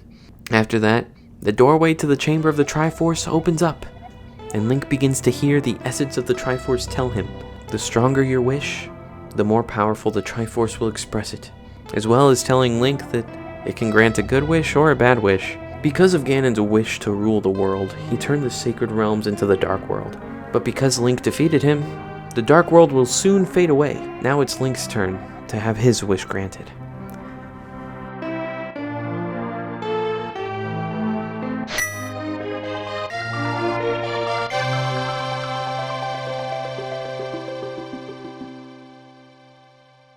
And now, we see a sort of post-credits scene to the game. This is the first to do so, and I love when Zelda games do this. Seeing pretty much everyone's happy ending. The king is alive, the soldiers are no longer brainwashed, the princess and the maidens are back home, the sage that protected Zelda in the sanctuary is alive, Sahasrahla is back home, the bully and his friend return to the light world. We also see the portals to the Dark World are inactive here. Link's uncle is alive. The flute boy recovers. I didn't mention him, but he owned the flute and then turned into a tree. And the Master Sword sleeps again. Forever. Well, it'll be pulled again from its pedestal in a few hundred years, but after that, the Master Sword sleeps again forever in this timeline. And with that, this chapter of Hyrule comes to a close. Now, similar to my Mario video, it wouldn't really be fair if I only talked about its original version. I also got to talk about this one. Just to show that the Game Boy Advance was a powerful system, there were a slew of remakes for this thing. About 37 or 38 of the remakes made for the Game Boy Advance were games that originated on the Super Nintendo. There's not much to note about the Game Boy Advance version of the game. Obviously, the screen size is a bit different. Something I noticed while playing the game is that the arrows and the hammer can break pots and skulls. Maybe it was to reflect the 3D Zelda games, which you can break pots with other items. The audio is a bit crunchy, same with the music, but you know, portable games at this time. Sound effects were also entirely different, and Link consistently uses voice lines from Ocarina of Time whenever he attacks or gets hit. Some people find that annoying. It didn't really bother me that much, honestly. I didn't even notice it at times. Also, in my opinion, I feel like Minish Cap was more annoying with the voice lines, but this one I instantly got used to. Some of the text has changed, but all around it relatively is still the same. The visuals look a little bit brighter in comparison to the original, but maybe that's just because it needed to look a little bit brighter since it was a handheld, and some people like to play in the dark.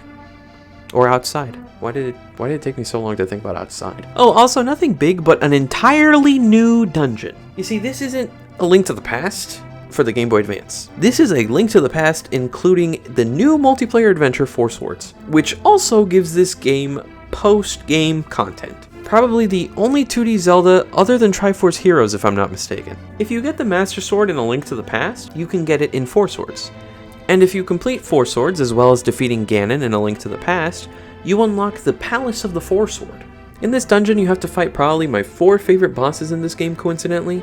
After defeating them, you pull out a sword that they're guarding and unlock the final boss room, where you come face to face with 4 Shadow Links, all decked out with your gear. And beating this trial gives you the Dark World version of the end credit sequence, with all the dungeons, all the bosses, as well as a way of seeing all of your player data. Like how many times you've used a certain item or how many enemies you've defeated. I'm gonna be honest with you, While making this video, rather than playing the Super Nintendo version, which I grew up with and I've played back to back to back a lot, I decided to play the Game Boy Advance version because I was curious about the differences. And as much as I wanted to experience this dungeon for the first time, I am currently stuck in the Swamp Palace because I can't find the last small key. I'm literally like one room away from the boss door. But I did beat 4 Swords with my little sister. My first impression of the game is that it's really fun, especially when paired with the right people. My sister's my little gaming buddy, you know? I'll do a video on 4 Sword in the future, but that'd have to be for a future video. Anyways, I love this era of Zelda. I love the way it impacted me as both a fan and a theorist. This version of Hyrule is so special to me, and arguably the most iconic. Even more iconic than the map of Zelda 1. I mean, this version of Hyrule was revisited in an adventure that takes place centuries in the future, A Link Between Worlds, where that incarnation of Link has to face similar trials, and the events of Link to the Past are still a bit of a recent memory. Also, in Japan, this game was known as Triforce of the Gods 2, so technically this game is A Link Between Worlds, or Zelda 3-2. And in more recent years, this Hyrule was revisited in Echoes of Wisdom, where it's been over a millennia since the other 2 adventures. The old Death Mountain froze over and became Hebra Mountain. It's revealed that the lack of Gorons in A Link to the Past was because they founded a new Death Mountain to the west. The Hylians probably just didn't know about it because it was so high up. You know, this also explains why Death Mountain is in different positions between Zelda 1 and Zelda 3, because the old Death Mountain just froze over and the Gorons moved there. Another setup Echoes of Wisdom made between the 2 versions of Hyrule is why Link suddenly appears in the southmost part of the map of Zelda 1. Beyond the southern wall of this area in Zelda 1 probably lies Souththorn Village? It's Southern Village, whatever. Or at least what remains of it, since most of the villages in this era were destroyed. Oh, and for those who don't know, the Gorons are a rock-eating race that was introduced in the next home console entry.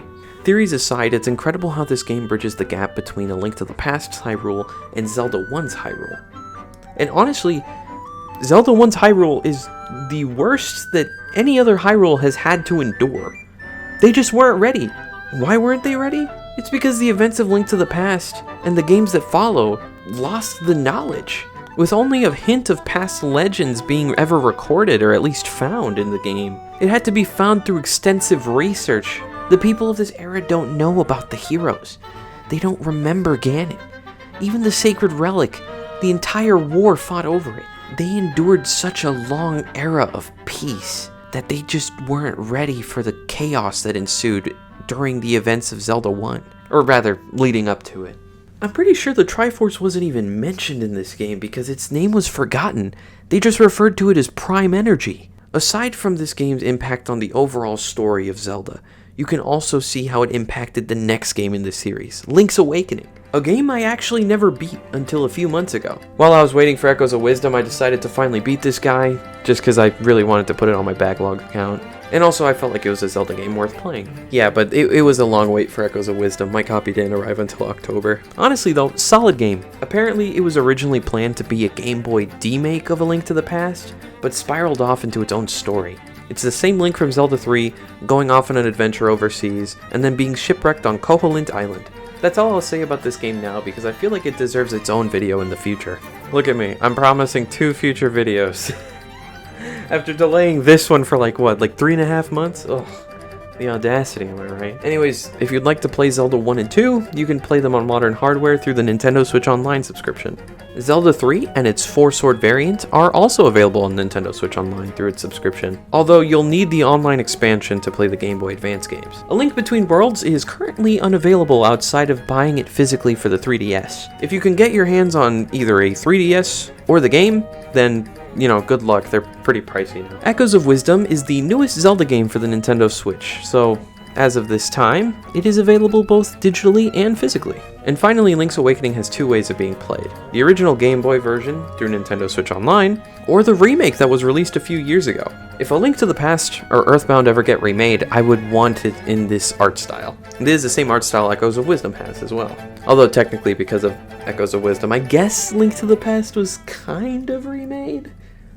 But not really. Anyways, this was my final video on the Super Nintendo games I grew up with from my dad's video game consoles. So next, I will be moving on to the Nintendo 64 games I grew up with, or something obscure like the plug-and plays. So look forward to those in 2025. Oh, I spent hours recording this episode. Thank you for watching, everyone. God bless. I'll see you all in the next one, and Happy New Year's. For those of you who found this video to be your first by me, welcome. You have come here at a new milestone for the channel. I challenged myself to make a video series going over my backlog, starting with games I grew up with and hopefully making it up to the modern games I own. And as of this video, we are officially past the Super Nintendo games. Now that that arc of the channel is over, I'll be covering the Nintendo 64 games I grew up with. I thought of making a short and sweet video of one of the games I grew up with because I'm pretty sure you guys are tired of my voice by now if you came from the last one. Also, thank you for 3,000 subscribers. It's been a goal of mine since 2021. Seeing the number on my channel now is pretty surreal. Anyways, since my first videos on Super Nintendo games were about being exposed to new genres, I thought it'd be fitting if I covered that for the Nintendo 64 as well.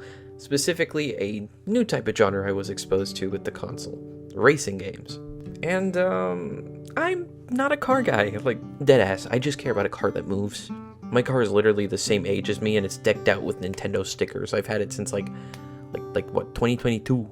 So, don't expect me to be one of those car nerds and tell you about the quality of these car designs or the in-game stats, because in the end, I just think the yellow and pink one are the best looking ones. But one thing I vividly remember is that this game, along with Zelda, really fed my desire to seek adventure and explore the world. Like always, I like talking about video games because of how they make me feel, or the memories I associate with them. Now, remember everyone, I grew up with my dad's Super Nintendo and Nintendo 64, and growing up in the 2000s, I didn't own a GameCube, I didn't own a PlayStation or the original Xbox. These really were the most realistic graphics we had in our game library. As a kid, this game, in particular, really molded my perspective of the world, because the levels housed within them were the way that the younger me viewed the world, and how I pictured the world being. I also remember I was like 5 or 6. Hawaii with its beautiful jungle and spy music with underground aquariums. The land and aesthetics of the Japan map were always so beautiful. As a kid, I thought Australia was part of the Grand Canyon, because this looked like the Grand Canyon until I saw the kangaroo signs. Every kid my age knew about the Great Wall of China, so I used to think that this game was an accurate portrayal of the Great Wall of China, although I was unaware that you couldn't drive on it until I was older. The Kenya map was pretty nice. I think this is the map with the most animals, so kid me really wanted to go to Kenya, specifically to see the zebras, ostriches, and the elephants that you could hear in the background music. Egypt. Well, this is how I still see Egypt. The only pictures, videos I've ever seen from the country are the pyramids and the Sphinx, and since I was a kid, I've wanted to really see them for myself. And, you know, yeah, even to this day, I still want to see the pyramids and the Sphinx myself. The Russia map is pretty cool, and it's the only time I've ever seen buildings in games that looked very unique, especially with the way that the roofs were formed, and then seeing pictures of the real Russia and like the architecture, you know, it's just, you start to notice when comparing it to the real thing, how the game tries to emulate the beauty and the recognizableness. I don't have a picture up, so I don't remember what I'm talking about. The Germany map had such beautiful scenery, but on top of that, it had a really cool looking tunnel and a few towns that you pass through. Italy, I think the map itself is bad, and it deserves justice because I think the country is beautiful. It is one of the countries I want to visit the most in the world. And the only thing from Italy I ever recognized from this map was the latter half of it, because I'd seen a similar looking area in other racing games. But then again, I've never been there, so I can't say anything. France has me driving around fields of flowers and crops. The England map, I think, is the only proper city level in the game. Kid me couldn't tell the difference between countries, so I used to think this was New York. Even though it didn't say, I didn't like reading in video games as a kid, so I just assumed this was New York. The architecture looks pretty accurate to things I've seen. My girlfriend is British, and sometimes she sends me pictures and videos of the city. And, you know, because of this game, and also now because of her, like, I want to see more of England for myself. I love the Mexico map. I'm Hispanic, and I come from a Spanish-speaking family, so driving around and understanding the lyrics of the song gave me such a nice feeling. I don't know what it was, but me and my mom would... I remembered while writing the script. Me and my mom, we would literally sit down, race in this level, and we would sing along to the music. Oh, man, I miss doing that. You guys don't understand how much I miss doing that. I didn't really play video games that often with my friends when I was that age. I didn't have any friends to play video games with, so like sitting down and playing games with my mom, such a nice, comforting feeling. I'm going so off script. Like, just the memory of it. Also, the bridges in New York, and let me tell you, the reason why I confused England with New York was because there was an actual New York level. But anyways, I love bridges in video games, but the tunnel is horrible. I remember I used to crash in between this thing. Oh, there's also a Florida level, and as a Florida man myself, I can confirm that this is what Florida looks like. Although I have no idea how anyone can drive from Miami to the Kennedy Space Center that quickly, but that doesn't matter because if not for the Kennedy Space Center, we wouldn't unlock the secret level, the true final level of the game, the moon. We literally get strapped to a NASA rocket and fly to the moon. I love seeing the moon in video games, and seeing Earth from the moon is another thing I really love. Gosh, man, this was like mind-blowing to like a 5-year-old, 6-year-old me.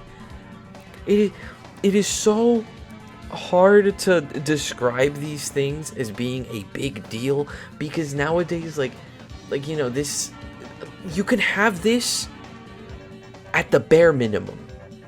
But back then, like, I wasn't around in the 90s to see this, but I was a kid in the 2000s who grew up with 90s consoles, and this was like a big thing for me. Also, how are these people alive? Cruis'n World is one of those games that really reminds me of the wonder in our eyes that we have when we're kids. Like, when we are little, we see the world as being a place with so many people living in it. So every new thing we learn and every new person we encounter just adds to those little sparks of happiness and wonder and wanting to know more, wanting to see more. And as we grow up, we tend to lose that sometimes. So I'm so happy to have this game just be a reminder of that. Like if I had not replayed this game for this video, I would not have remembered all of this. Like, oh man, there's a lot of things I want to say that I just can't express into words. You know, I didn't want to go that deep into this game. I didn't want to go so in depth because I don't think there is enough to go that deep into. At least for me, it's just an arcade racing game that was ported over from the Nintendo 64. It's really well done. It runs really well, but I can't see this game as a game. As corny as it sounds, I see it as a portal to those childhood days. And personally, this game is on par with Mario 64 and Ocarina of Time for me. Not because of the gameplay, but because it gave me that same feeling as Mario 64 and Ocarina of Time did. I consider the three of them as like my top 3 Nintendo 64 games. Actually, no, that's a little too bold. I haven't covered all the Nintendo 64 games yet.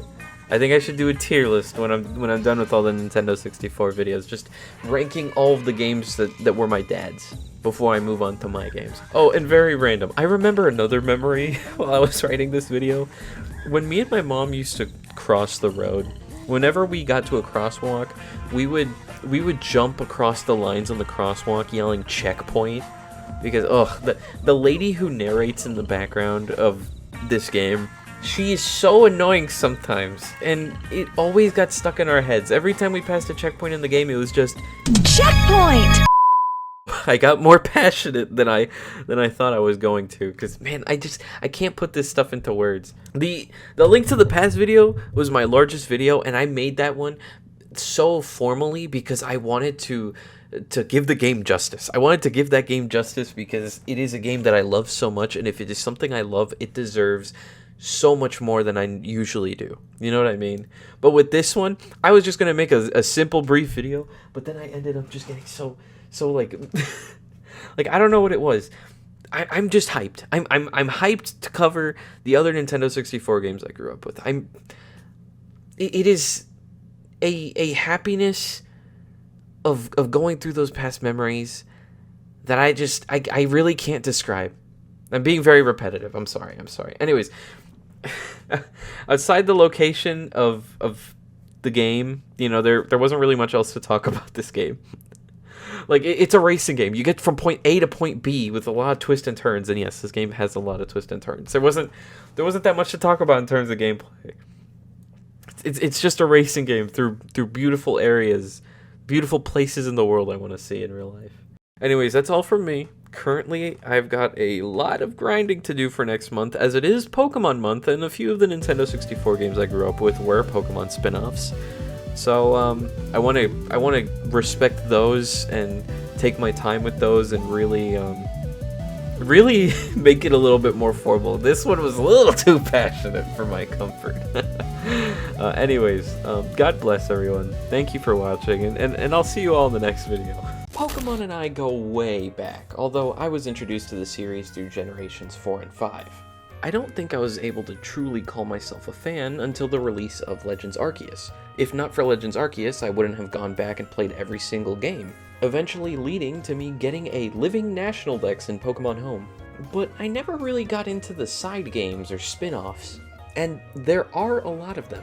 You see, some spin-offs are their own standalone thing, like Pokemon Pinball for example. Meanwhile, games like Pokemon Ranger have ways of directly connecting to the core games, and those connections can give you some pretty cool exclusives. These spin-off games date back all the way to Generation 1, and that's what I want to talk about today. Every Generation 1 spin-off. As I grew up with 2 of them, and this gives me an excuse to play some of the other ones that I didn't grow up with. Anyways, without further ado, let's begin.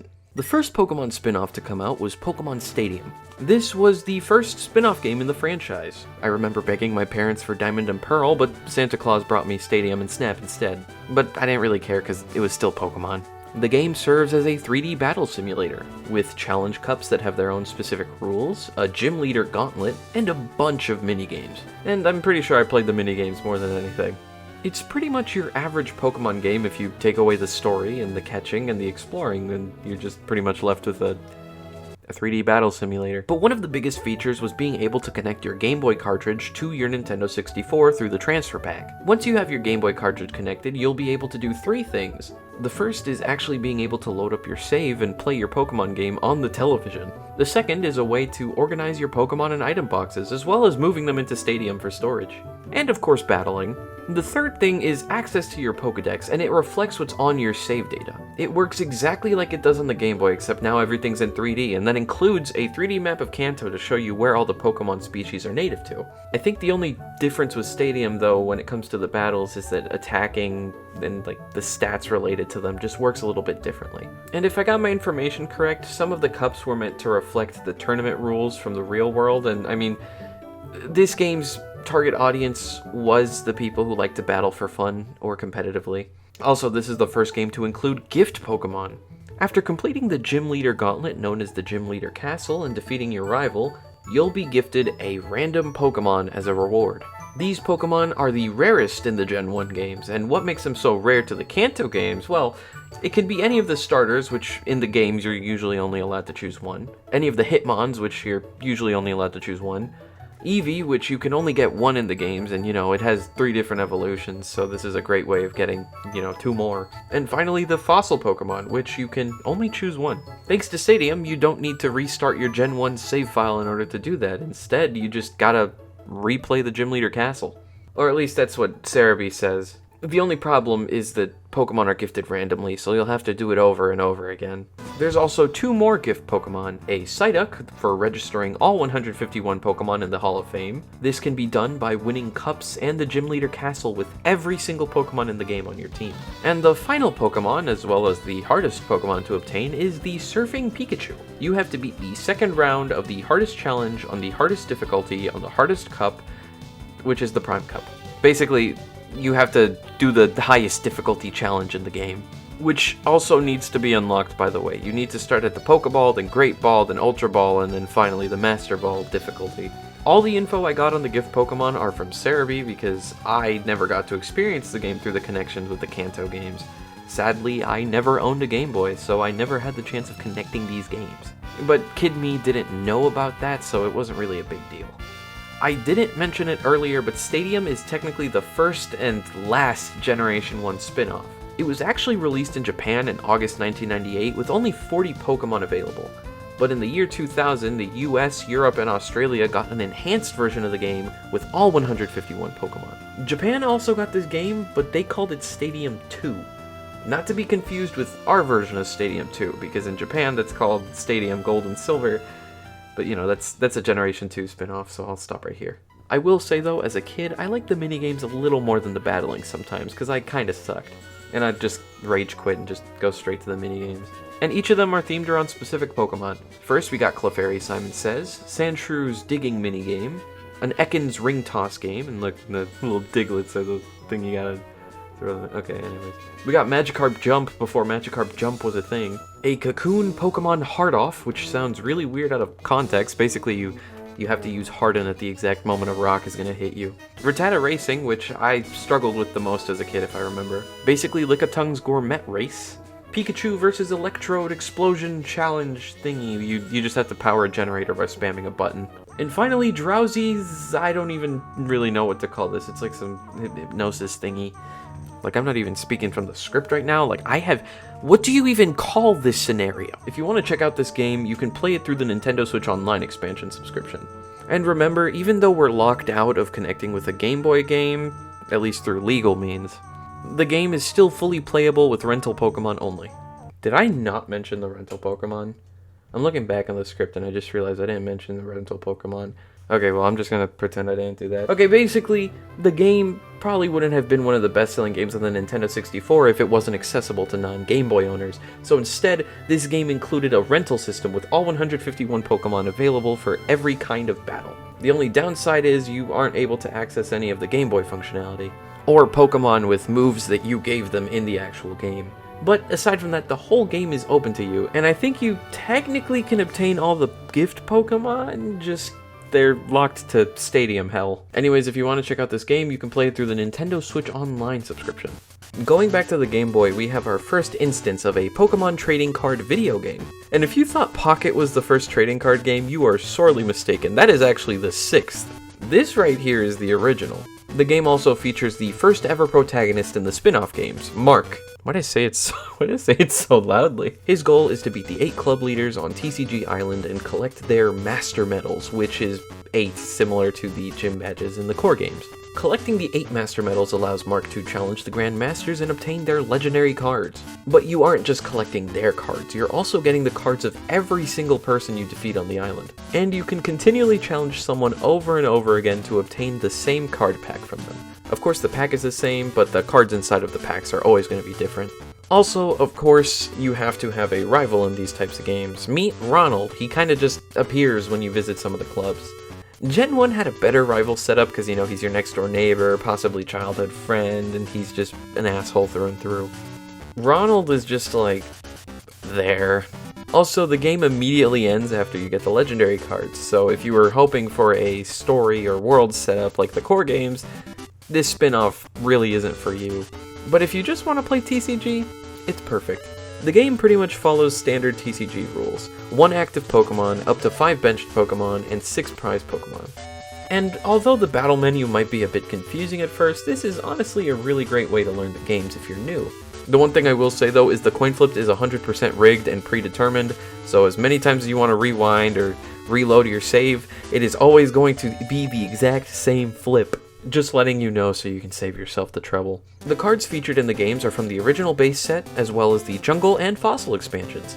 Also, it includes some in-game exclusive cards. Tangela, Marowak, Jigglypuff, the Evolutions, Ninetales, Magnemite, Electrode, Pidgeot, and Ditto. I was losing my breath there. I don't know why I wanted to do that in one take. But the game also contains 2 Phantom cards, Mew and Venusaur. Basically cards that can't be obtained through just playing the game. This is where the multiplayer comes in. Of course you can battle and trade with your friends, but there's something called Card Pop. Basically you and another player connect with each other and your game's save data interact with each other, and then you obtain a random card from them, the most rarest being Mew and Venusaur. But because of an error in the code, Phantom Venusaur is impossible to obtain, and there's no evidence of the card being obtained outside of cheating. A YouTuber by the name of Delta Seeker actually made a pretty good video explaining why this is, so I highly recommend you check that out. If you want to check out this game, you can play it on the base Nintendo Switch Online subscription. Another spin-off for the Game Boy is Pokémon Pinball. This was one of Nintendo's many themed pinball games. One of the unique things about this one is that straight out of the box you can already tell it's a different kind of game. The cartridge is weirdly shaped, and that's because the cartridge actually has the ability to rumble. So basically all the Nintendo pinball games have a unique twist to them. This game's twist is that there is a red and blue board. Both of them serve to mirror the red and blue versions of the core Pokemon games.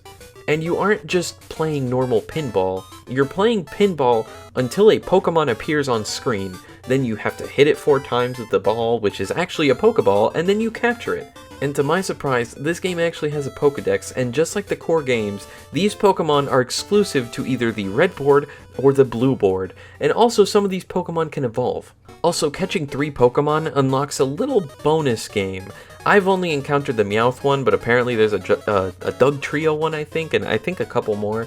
Don't quote me on that. Again, I've only encountered the Meowth minigame, so I have no right to speak about any of the other ones. Go find out for yourself. It's actually a very fun and addicting game. Also, there's a little Pikachu that'll save your ball sometimes. Don't quote me on it, but I think he'll only save it after this little electrical meter charges up. I'm not entirely sure what triggers him to save it, because other times he just ignores it.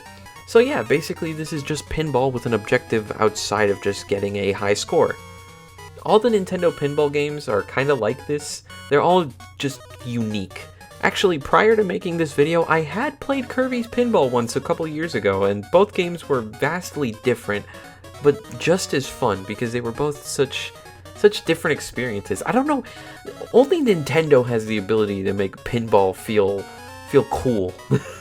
And as of making this video, my research has found that this game has never been re-released.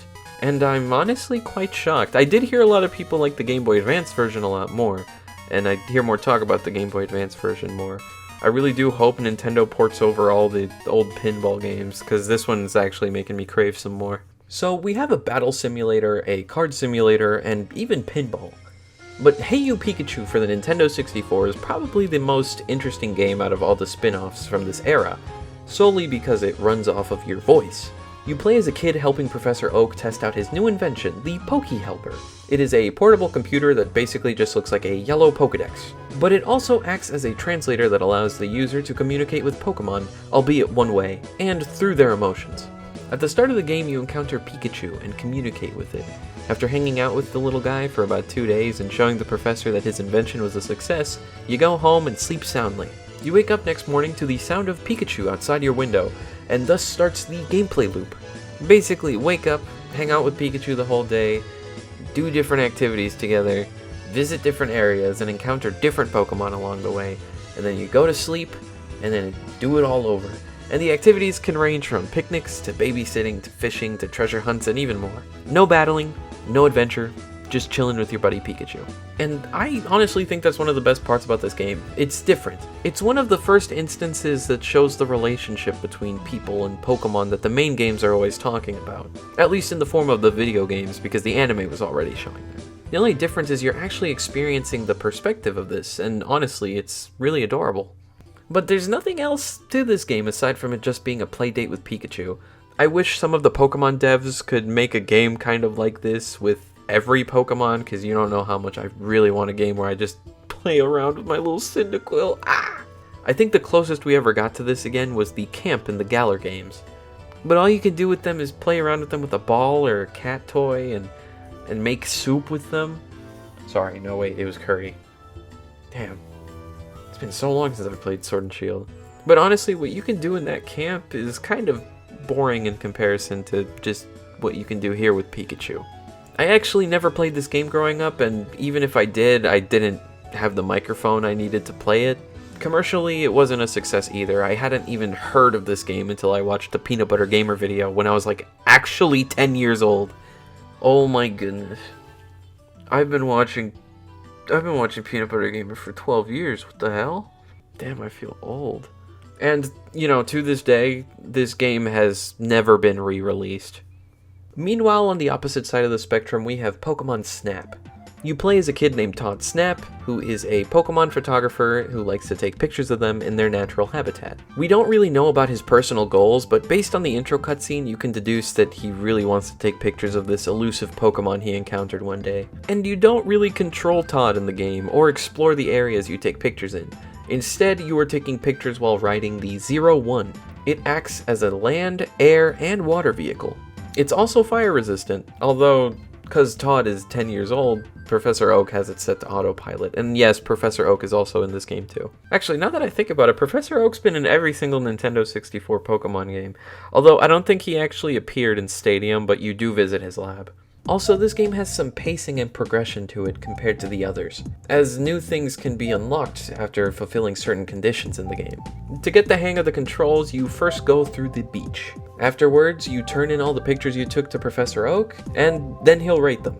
Afterwards, you go into a tunnel, which as a kid I interpreted as being an electrical plant because it looks like an old abandoned electrical plant to me, where electrodes are just killing Pokemon left and right.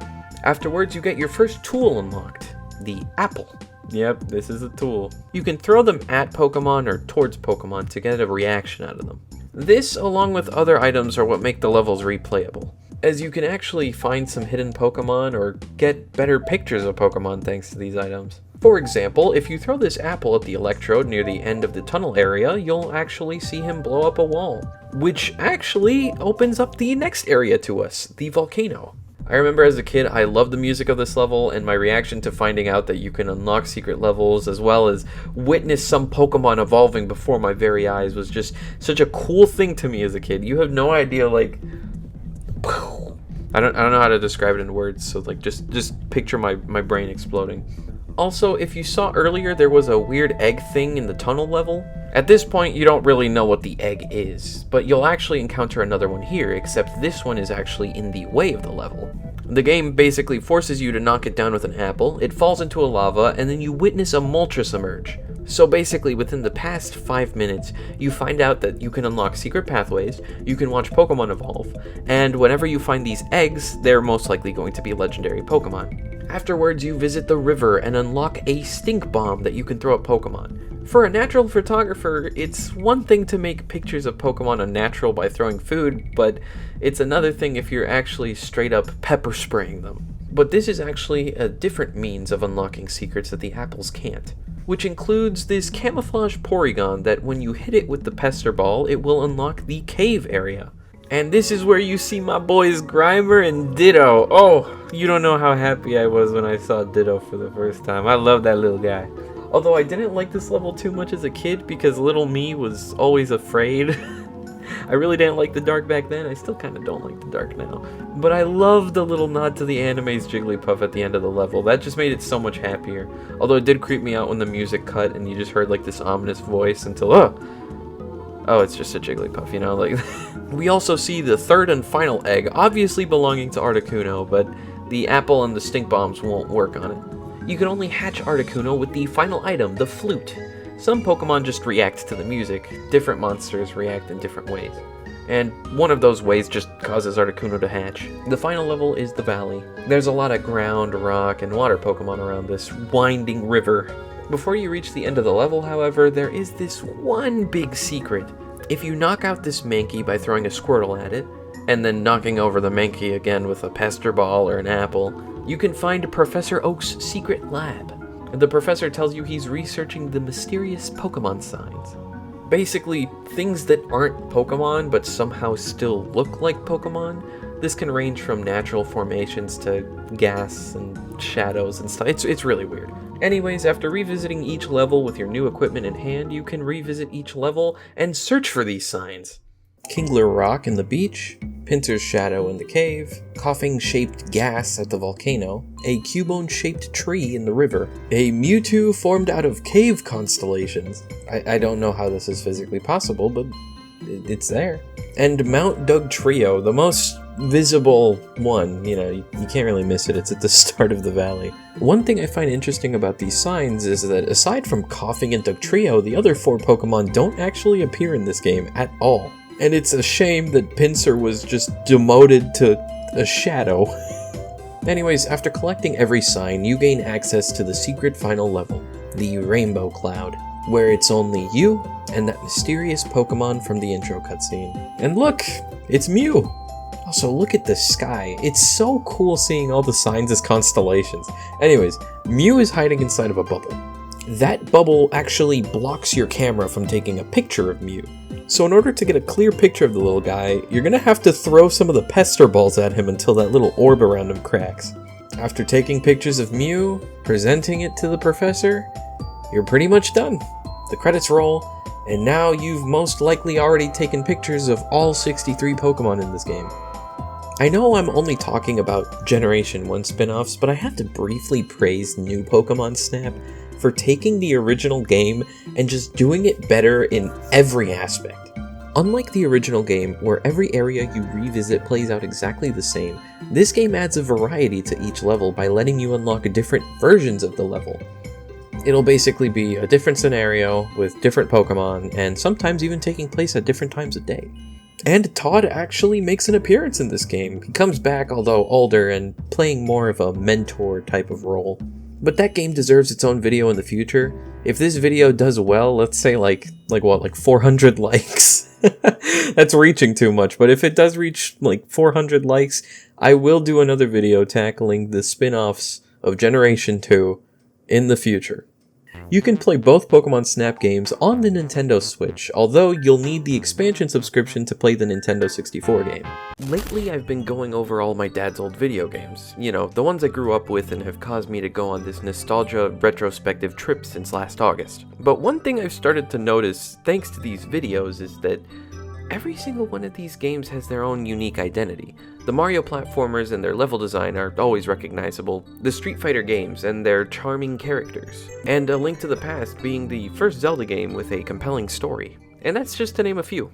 But the same sense of unique identity can also be attributed to Super Mario 64. I feel like out of all the games in my library at the time, this was the first one to really give me a sense of freedom.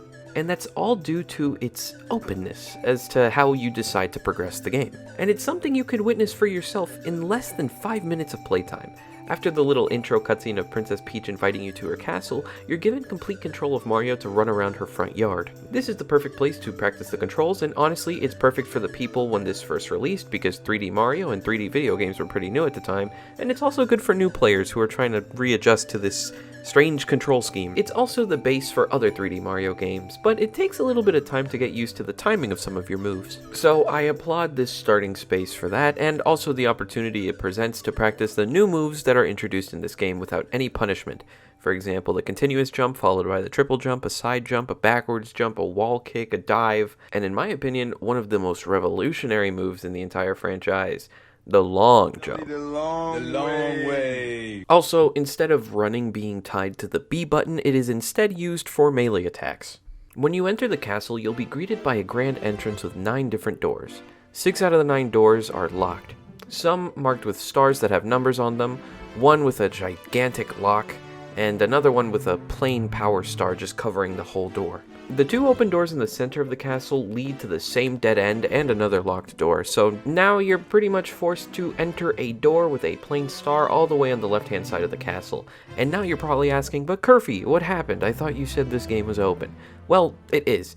The final door leads to the beloved Bob-omb Battlefield. Here's where the game's openness starts to show. You see, the level tells us the objective is to go to the mountain summit. However, since the game's levels are pretty much a big open zone, rather than going straight from point A to point B like the previous games, it encourages the opportunity of discovery. With the first level, you'll mainly notice gameplay concepts the developers obviously wanted you to grow accustomed to or keep track of or just have in the back of your mind. They do this by showing them to you while you follow this obvious dirt path, and you cannot deny the first thing you're drawn to when you start this level is the dirt path right here. But since the game doesn't demand it of you, you don't necessarily have to follow it, and the game makes that clear. You don't have to follow any laid out path by removing the path altogether. Once you pass the seesaw bridge, the path pretty much ends. There's a little bit of stairs at the end implying like the direction of the objective, but again, you don't have to follow that. I remember, as a kid, going to the left and finding these 3 stakes on the ground, punching them, diving into them, and seeing if I can get any sort of reaction out of them.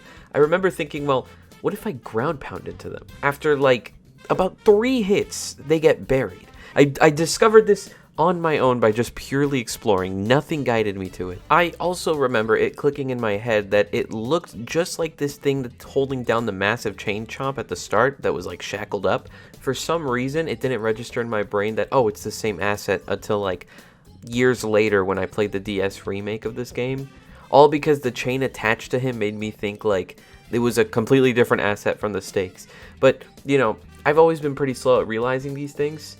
It didn't click in my brain that I could just free up the chain chomp until I saw a level in one of the new Super Mario Bros. Games when I was like 8 where it lets you stomp on like the little chain chomp. Okay, I'm getting off topic. Oh yeah, and for a frame of reference, I was like 5 or 6 when I first played Mario 64, and I'm a 2002 baby, so for the 53.6% of you who probably are old enough to remember the launch of this game, don't be shocked at the fact I can fit the Nintendo DS in my story. But again, I was a really slow kid and a very cowardly kid, so even after I found out what to do with the chain chomp, I ended up being too scared to even attempt it. But for the brave, this opens up the idea that despite not being the main level objective, there are other power stars you have the freedom of collecting in these levels. If you chose to get the Chain Chomp star instead of the Summit one and try returning to the level, you'll see that it's listed as the 6th star for the level. However, the game won't reveal to you any of the hints or level names for stars like 2 through 5. If you want to see the level hint, you'll have to beat every level in order. But here's another moment where the game's freedom presents itself. Since you now have 1 power star, you can go back to the entrance of the castle and unlock the doors that require 1 power star.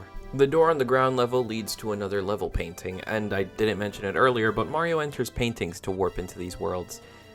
Real art enthusiast, this one. From here, you notice the star count doesn't go down, so they're required to unlock the doors rather than being used as a currency.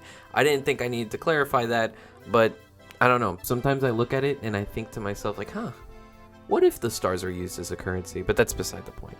So we can go upstairs to unlock the door and check what it has to offer before we continue progressing the game. And look, here we can see a really cool looking picture of Peach. Really, it's stained glass, but I can't help but see, like, a PNG. Since Peach is missing, this will obviously take me to her, right? In reality, no, it's actually stained glass. If we turn the camera, we'll notice 2 other stained glass windows in this room, as well as a sign from Peach telling us that there's a star hidden in this room from Bowser. So now we are given 3 choices. Go to the new level, go back to Bob-omb Battlefield, or complete this new secret level. But here's the best part. Beating 1 level of Bob-omb Battlefield is the only obstacle from picking other levels at the start from here. You don't have to get any stars from specific levels or even have to get all the stars in each world. You are free to choose what to do next, and things will unlock over time, and once you get 2 more stars, you'll be able to access the other 2 levels of this map. Why did I say map? Of this entrance. And there is just so much you can do from within just the first hour of the game. In Bob-omb Battlefield and Jolly Roger Bay, you can collect 5 out of the 6 stars from each world. In Thwomp's Fortress and Cool Cool Mountain, you can get all 6 stars back to back. Just doing the normal levels alone can net you 22 stars from the start of the game. No bonus levels whatsoever. And for reference, the bare minimum you need to advance the entrance portion of the game is only 8 stars. After that, you could advance to the basement, so pretty much this is overkill. Couple that with the added bonus of every level giving you a 7th star if you collect 100 coins within that level. That racks up to a total of 25 stars. We couldn't get the 5th or the 100 coin stars for Bob-omb Battlefield because of a power-up that we need, but we'll unlock that after we get 10 stars. This level, along with all the other ones where you unlock power-ups, also double as secret star levels. So if you manage to collect all the red coins, you'll not only unlock the power-up, but you will also unlock a secret star as well. This new power-up is the Wing Cap. It lets Mario soar through the sky, kind of similar to the Wing Cape from Mario World. I always sucked at using it, so I'm not going to count this star in this level, but completing Bob-omb Battlefield actually requires that you, at the very least, unlock the Wing Cap. With the Wing Cap, we can get the remaining 2 stars in Bob-omb Battlefield, ranking us up to 27. Now that I think about it, aside from the star requirements, the need to use the power-up is the only restriction the game has, and that includes the other 2 power-ups we'll unlock later. Luckily, they aren't that hard to find, and we'll get them eventually, which is great because I can't stand having a blank spot in Jolly Roger Bay. Going back upstairs and entering the correct stained glass will lead you to the famous slider level. I didn't know this until writing the video, but there's actually 2 stars here instead of just 1. The first is at the end of the slide, you can't miss it, it's inside of this block on a pedestal. The second one appears if you reach the finish line in less than 21 seconds. At this point we did everything possible at the time and managed to get 30 stars, which funny enough is the requirement for the second Bowser door, and we haven't even gotten through the first one. And continuing with that trend, I'm going to continue to exert my free will by going to the castle's backyard, which is now infested with boos. The boos appeared here after we collected 15 stars, and one of these boos is housing a house, which, similar to Jolly Roger Bay, will allow us to get 5 out of 6 stars, plus the 100 coin star, making the grand total 36 stars. And I take back what I said earlier, I am going to count the wing cap level because those skilled enough would have beaten that one. So in total we have 37. And that is everything you can do before entering the first Bowser level. Again, we only needed 8 stars. Everything done up until this point was a choice. Bowser levels only have 1 star tied to them, and it's also optional. It's another red coin hunt, but this one counts as a castle star. The only reason you need to fight Bowser is so that you can get the key to the next area, that being the basement. And going straight there, we don't even need to complete a single level here. We could either go straight to the second Bowser fight, after we get the 1 star Dar Dar Docks, or we could instead do what I did and go deeper into the basement, drain the moat, and get the second power-up, while also getting the secret star for this level as well. And afterwards, I'll enter Hazy Maze Cave, not to get any of the stars, but instead to unlock the final power-up, the metal cap, as well as the secret star tied to the level, making the grand total 40 stars. And for the sake of completion, we can also return to Big Boo's Haunt as well as Jolly Roger Bay for the final time to get the stars that required specific power-ups. Literally from here, all we'll need is the key from the second Bowser fight, get 8 more stars, and then we have the entire 3rd floor of the castle to ourselves. With a total of 50 stars in our hands, the entire game, aside from the final boss room, is open to us. Oh, and really quickly I should mention, it is possible to get the final Jolly Roger Bay star without the metal cap. You just need to swim at a specific angle, so that's another thing to add to the list of freedom that this game presents to you, albeit an unintentional one. Anyways, to unlock the final boss door, we need a total of 70 stars, but now that we have 10 levels to our choosing, as well as a bunch of secret stars that also open up to you after you get 50 stars, we now are presented with 2 options. We could either do the bare minimum and just get the 20 remaining stars so we can have that total of 70 and reach the final boss door, or we can get the 69 remaining stars in all the levels. I have never been able to 100% this game, and the footage you're seeing now reflects that. I think the most I got was 76 or something, and I don't think I ever will come close to completing this game. Despite that, I loved this game growing up. I remember I used to play pretend in all these levels. I don't ever see myself beating this game when I was a kid. I don't see myself beating this game now. I don't see myself beating this game in the future. In the sense of 100%ing it. I can beat this game from beginning to end. I'm just never going to 100% it. To me, this game is the definition of easy to start, but hard to complete or hard to master, you know? So I'm one of the people who just did what was required to beat the game and left. But to those of you who went the extra mile, I applaud you, because congratulations, you managed to reach the final boss door with a total of 119 out of 120 stars. The final star will be the red coins in this final Bowser level. But remember, the game doesn't end until you beat Bowser one final time and watch the credits roll throughout all the levels you visited. And as a reward for getting every single star in the game, in front of Peach's castle, you will unlock this cannon that was locked throughout the entirety of the game. You'll be able to put Mario in there, shoot him to the roof of the castle, where you will encounter Yoshi. And I remember freaking out when I saw a video of this on YouTube when I was a kid. My dad was never able to beat the game. I was never able to beat the game. This was the only Nintendo 64 game that we had, or like of the big games I grew up with, this was the only one we didn't have a guide for, so I had no clue about this either. I just remember loving Yoshi so much as a kid, bro. You know, Yoshi, Mario's trusty mount in the best 2D Mario game. Okay, all jokes aside, why cover the freedom of Mario 64's openness instead of something else? Compared to my other videos talking about the games I grew up with, I didn't do as much of a reflection towards those childhood memories with the game. That was my biggest obstacle in deciding how I wanted to tackle this for Kurffy's catalog, because Mario 64 has been in my life for so long, I cannot recall the first time I saw my dad play the game, or the first time I picked up the controller myself.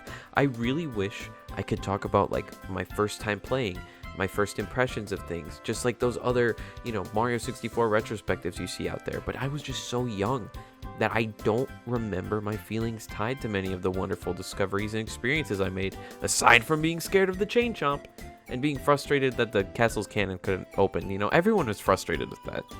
I find that funny that everyone shared that in common. But I felt I remembered something a little more important than that, and that's just the freedom to run around these levels to my liking. felt like exploring a playground or like a massive garden, and that kind of takes me back to kind of stuff Shigeru Miyamoto has said about his games, where he's trying to create a little garden. In reality, it's something called Hikoniwa. It's like a Japanese concept. There's a really cool video on it. I recommend you all watch. But that's another topic. Either way, Mario 64, I just really liked it. I really liked that feeling of being in a playground or like a garden. I liked the fact that there was no time limit like the 2D Marios. No swarm of enemies like A Link to the Past, and no sense of like fear, anxiety, or just like feeling of being rushed, you know? It's just Mario jumping around like the jolly little plumber he is, and the way that I always saw him being portrayed in those guidebooks for the SNES games. And for me, remembering something like that, I think that just goes to show how much more impactful that aspect of Mario 64 was for me. And I'm sure that there are people out there who probably feel the same way as me. And I almost forgot, when it comes to the other 3D Mario games, Mario 64 serves as a blueprint or foundation, but they don't all follow the same formula. I don't think formula is the right word, but let me tell you what I've found. I've kind of realized there are 3 types of 3D Marios, at least currently, that we have. The first are the open ones that allow you to progress after collecting enough of whatever it asks you for. And it doesn't essentially, like, you know, it just doesn't force you to get anything specific. It just tells you just get this amount. Doesn't matter where, doesn't matter how, just get them, you know? Those are Mario 64, the DS Remake, Odyssey, Bowser's Fury, and Mario Galaxy. The second are the goal-based 3D Mario games, pretty much just the ones that are like, almost like the 2D games, except they're in 3D, you know? You don't have to collect anything aside from like some stuff that just finds extra levels for you or whatnot. And those are 3D Land and 3D World. Finally, there is the only 3D Mario based off of a mandatory progression system. System's not the right word. But either way, Mario Sunshine, where it is required that you beat the 7th level of every stage. Meaning that you have to beat every level of the game, except for level 1 of stage 1, funny enough. That's the only skippable one. I know it's a well-loved game, and even I gave it a chance a few years ago. And I still think it's a great game, aside from just getting stuck in Pianta Village. But objectively speaking, Sunshine is the most limiting. It is the most linear. I mean, all these other games have levels you can skip. Mario 64 can just skip a whole basement entirely. Also, personally, I've gotten a chance to borrow Odyssey from a friend once. I never got to 100% the game, but even just beating the game and experiencing it from beginning to end, I can honestly say that that game is equivalent to being this generation's Mario 64. It brought back some of those childhood feelings of playing Mario 64 as a kid, and I feel like it translates those same exact feelings for the younger generation now. Anyways, it is March 2025. While I'm writing this, the final Nintendo 64 game I grew up with will get a video hopefully in late May to mid-June. And I say hopefully because I really don't want it to be delayed for like 4 months like the Link to the Past video was. You're probably like me, someone who grew up with a game that piqued their interest when they were younger. And as you've grown older, you continue to follow that game as it grows into something beyond its original boundaries, inevitably evolving into something unrecognizable at times, for both good and bad reasons. And that's what The Legend of Zelda has always been for me.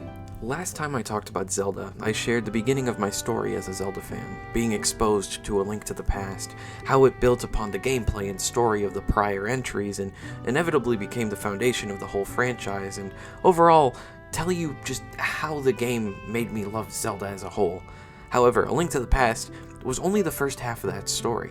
I grew up with my dad's Super Nintendo and Nintendo 64, so naturally, I also grew up with Ocarina of Time.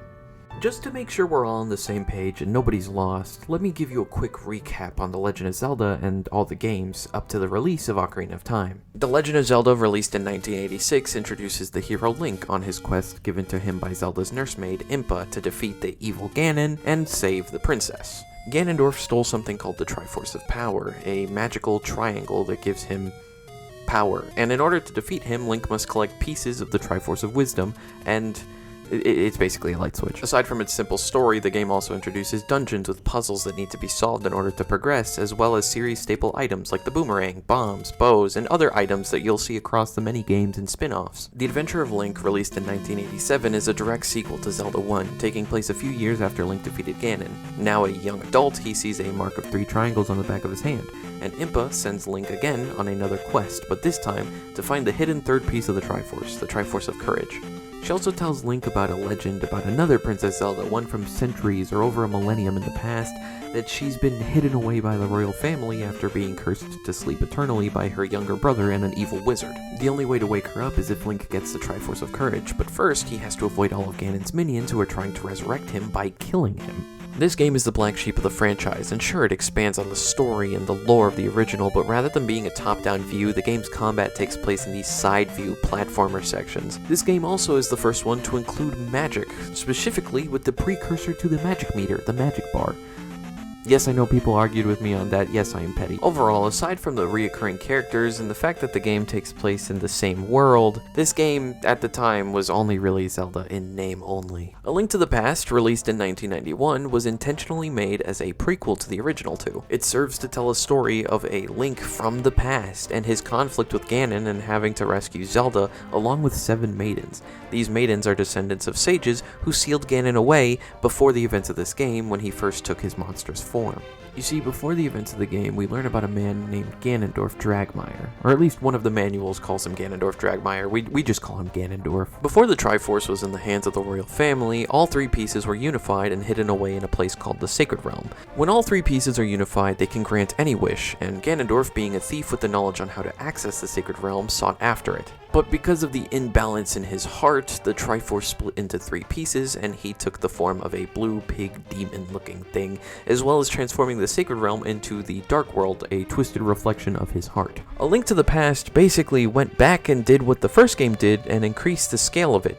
2 worlds with a bigger map, different environments, new and reoccurring items, more lore and story to flesh out the world a little bit more, all just accumulating into something that made it feel pretty much like it was the real foundation of the overall series, making Zelda 1 look more like a rough draft. And Link's Awakening, released in 1993. Link gets shipwrecked on an island he can't escape from. The only way to get out is he has to wake up a giant fish sleeping inside of an egg at the top of a mountain.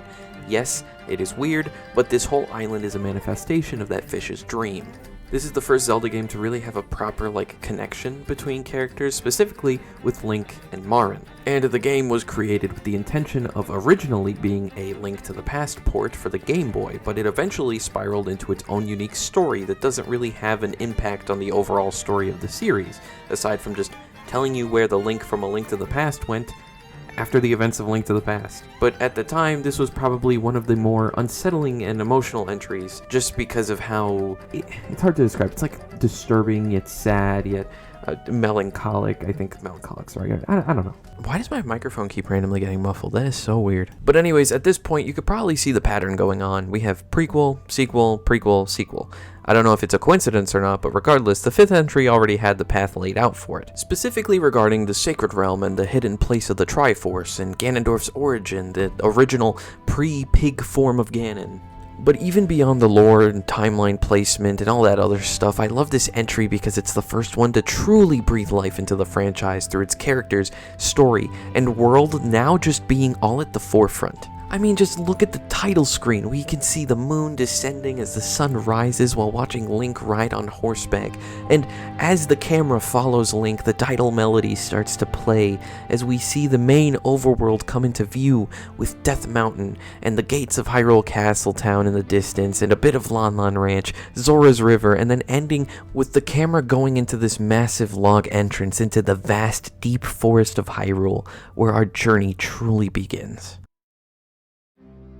The game starts off with a narrator, the Great Deku Tree, introducing the children of the forest who he protects, the Kokiri. Each of the Kokiri have their own guardian fairy. However, one of the children of the forest doesn't have one. This incarnation of Link, who is at this very moment having a nightmare where he sees a woman and a little girl with expressions of urgency and fear riding off into the unknown, and before he can have time to react, he's attacked by a man clad in black armor. We cut away from the dream and see the Great Deku Tree call for a fairy by the name of Navi, and tell her that it's finally time for Link to have his own fairy, saying that with evil on the rise and being so strong that it's overwhelming him, it seems it's time for Link to come face to face with his destiny.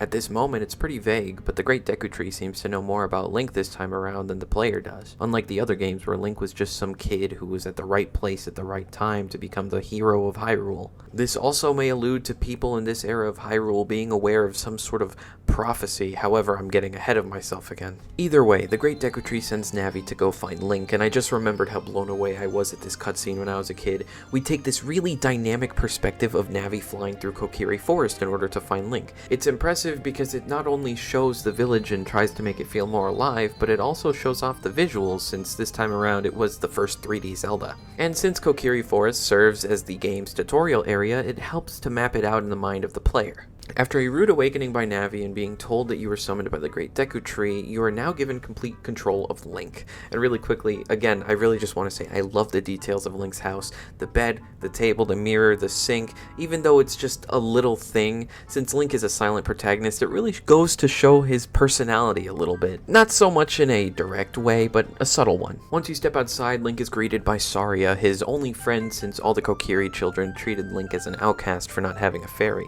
Zelda's creator Shigeru Miyamoto really liked Disney growing up, and it's a well-known fact that Link's design is based off Peter Pan.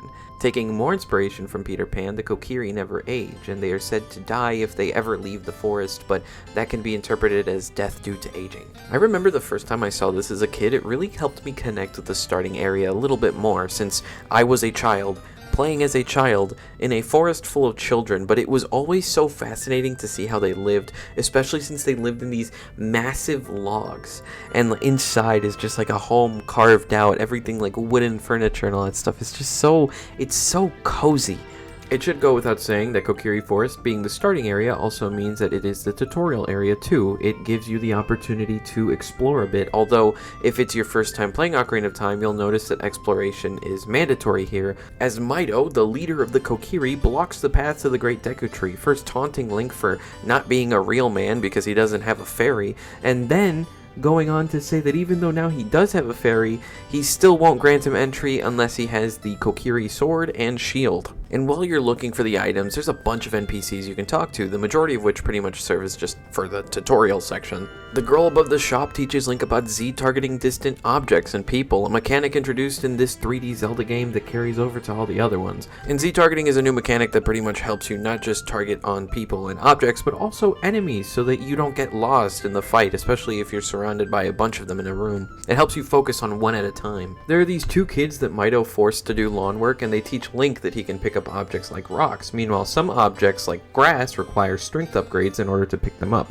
Ironically, this feels like a foreshadowing moment for 2 moments later in the game, similar to how Twilight Princess's goat stopping minigame at the tutorial of that game foreshadows both the Death Mountain climb as well as a big part of the final boss fight. There's the home of the Know-It-All Brothers, where Link can learn about all of the buttons and the menus, and finally there's this little Kokiri fighter and a bunch of signs around him, both telling Link how to fight, and right besides them is a little hole Link can crawl through to get the Kokiri sword. If you want to get the Deku Shield, it's in the store. You're just gonna need to save up 40 rupees either within the confines of Kokiri Forest or inside the nearby Lost Woods. What did I say? After you've collected everything you need, Link and Navi head over to the Great Deku Tree. It's a massive tree with a kind of elderly face attached to it, and from the get-go, he's aware that Link's been plagued with nightmares for a while now, saying that these nightmares are a byproduct of an evil on the rise. And as a test of courage, the Great Deku Tree tells Link that he needs to use his wisdom and courage to lift the curse placed on him. And of course, Link says yes. And this test of courage basically involves Link entering inside of the Great Deku Tree, which is infested with these spider monsters, a couple of Deku Babas, which are these Venus flytrap type monsters, as well as these strange creatures called the Goma larva. Aside from these enemies, this is obviously the first dungeon in the game, and it's incredibly easy since technically it's still part of the tutorial. Instead of being there to teach you the new controls like the forest did, it's a tutorial to teach you about the classic Zelda stuff, or at least freshen it up in your mind. Sometimes you gotta light stuff up to open doors, other times you gotta shoot these eyeballs to open doors, and then there are these other times where you have to press down on switches to open doors or the pathway forward. Except now you're just being retaught that stuff in a 3D space. I think one of my favorite new mechanics is the use of the shield. This time it's linked to the R button, and it's ready whenever you need it. And sure, Link has always had a shield in the first 3 games, but you've never really needed to control it since it's just there, except in Link's Awakening.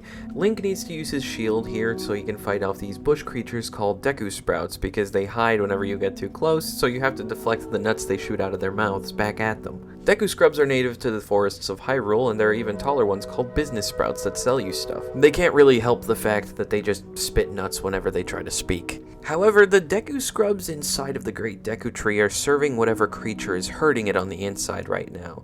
Making our way downward into the deepest chamber of the tree, the door shuts behind us and we're left in the dark, only hearing this scratching noise and dust falling from above us. Taking the camera to first-person view reveals this one-eyed creature crawling on the ceiling. Once you both make eye contact, she drops from above, revealing the boss's title card, Goma, the parasitic armored arachnid. You pretty much just have to use every single item you've acquired up to this point, like the Deku Nuts to stun her when she's on the ground, the slingshot if she tries to run away on the ceiling, and then you have to also slash her division sign looking eye with your sword. But unfortunately, defeating Goma wasn't enough, as Navi and Link are too late. The curse already overpowered the Great Deku Tree. This was just a test of courage. Even if they were a second earlier, they wouldn't have been able to save him. But before his demise, the Great Deku Tree tells Link that the person who cursed him was the wicked man of the desert, who had been ceaselessly searching for the location of the Sacred Realm in order to find the Triforce, the all-powerful wish-granting triangles. He then proceeds to tell Link the story of the creation of the world. Din created the land, Nehru created the laws, and Farore created life. And when they eventually departed, they left behind the Triforce. Something that important can't get into the wicked man's hands. So the Great Deku Tree sends Link off on a quest to meet the Princess of Destiny and draws his final breath, leaving the future in Link's hands.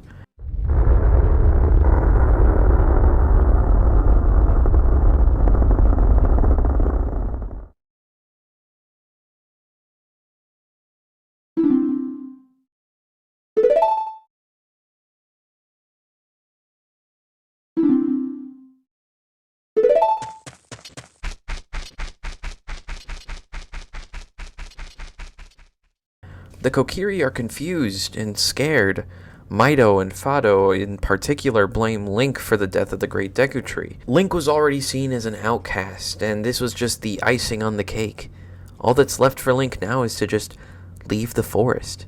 The connection between Kokiri Forest that leads to the outside world is held together by a rope bridge. It's dangling above a little pocket of the Lost Woods. At the bridge is Saria, waiting to say goodbye to her best friend, and handing him the fairy ocarina. When you play my ocarina, I hope you will think of me and come back to the forest to visit. Link may be a silent protagonist, but this hesitant slow walk turning into this sprint always screamed such an overbearing sadness to me. I can't really put into words, but with that, this chapter of the game comes to a melancholy close. But we don't have time to be sad, as we are greeted by the loud and adventurous theme of Hyrule Field, and I like the fact that the castle is shown first, and the introduction camera kind of acts as a guide towards our destination, and then ending at where we're starting. There's also this strange owl who seems to know Link is starting his journey, and we'll see him from time to time kind of following Link around, and for the most part all he does is really drop hints and words of encouragement. But going back to Hyrule Field itself, it is just so massive, and it should be, since it's the center point connecting all of Hyrule. To the east is Kokiri Forest, that's where we're starting, and then more north of that is Zora's River, home of the Zoras. More northward is Kakariko Village, and to the south is Lake Hylia, and all the way to the far west is Gerudo Valley. But at the northmost point lies Hyrule Castletown.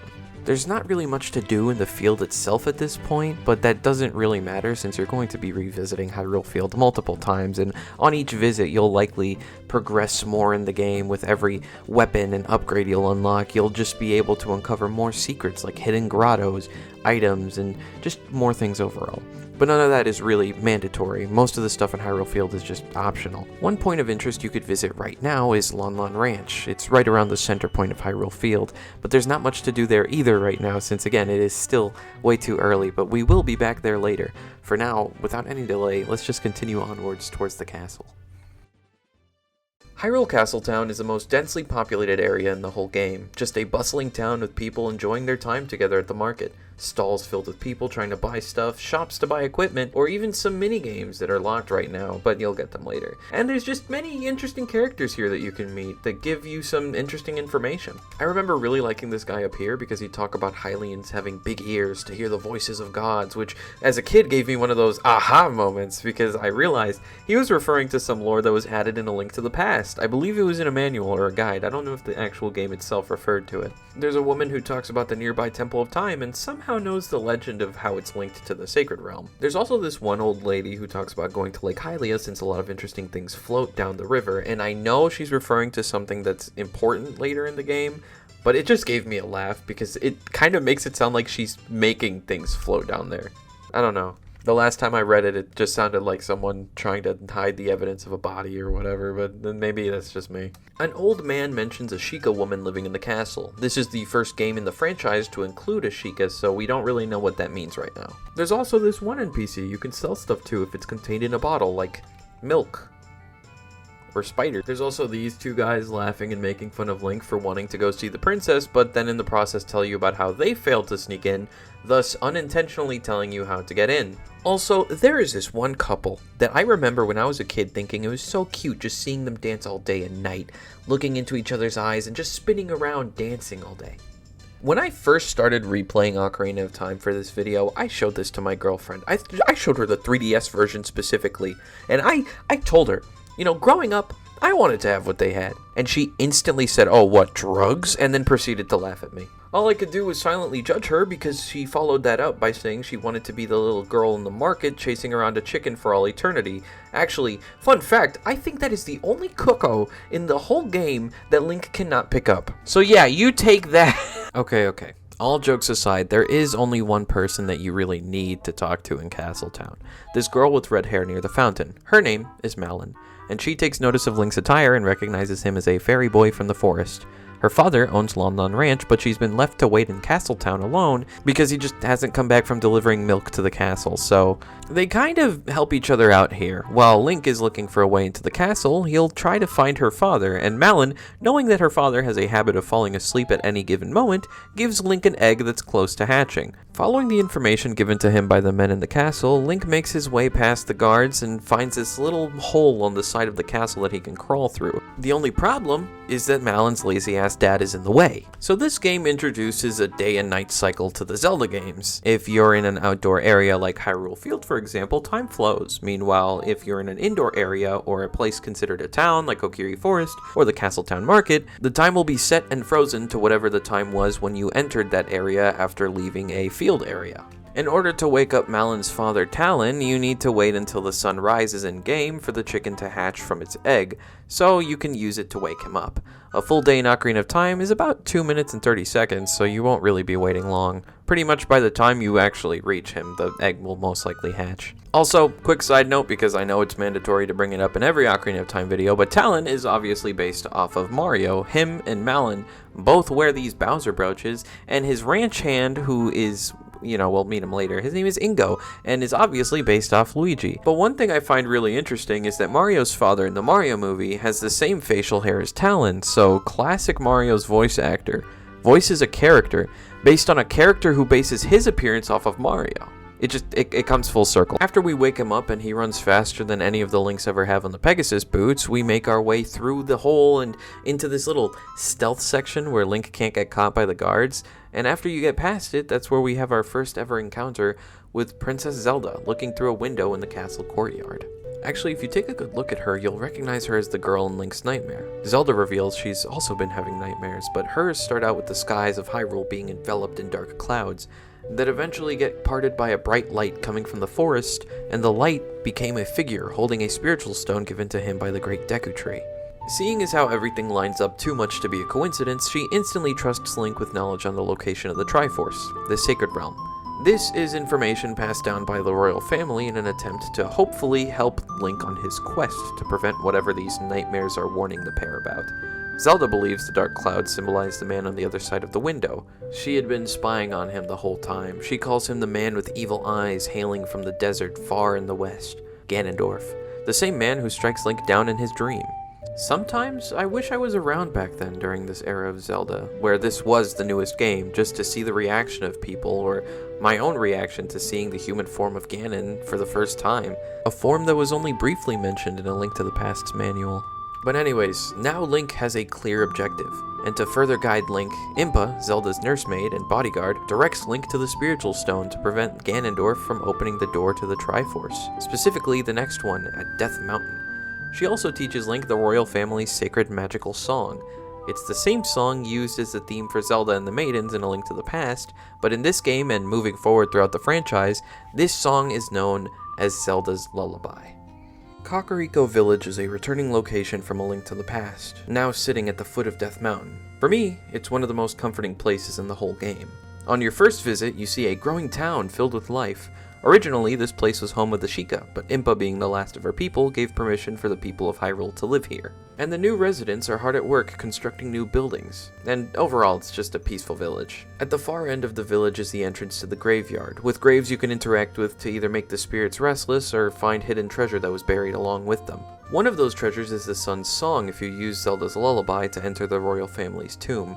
It's not necessary for completing the game, it's kind of like a little bonus song you can play on the Ocarina that can change the time and temporarily freeze Redeads and Gibdos, but we'll come back to the graveyard later. For now, Link's objective is to follow the trail up Death Mountain until he reaches Goron City. The Gorons are a race of rock-eating people who are tasked with guarding the Goron's ruby, but the leader, Darunia, had to hide it to prevent the other Gorons from trying to eat it. The type of rocks that Gorons like to eat the most are within Dodongo's cavern, but they had to seal up the entrance because of the influx of Dodongos inside.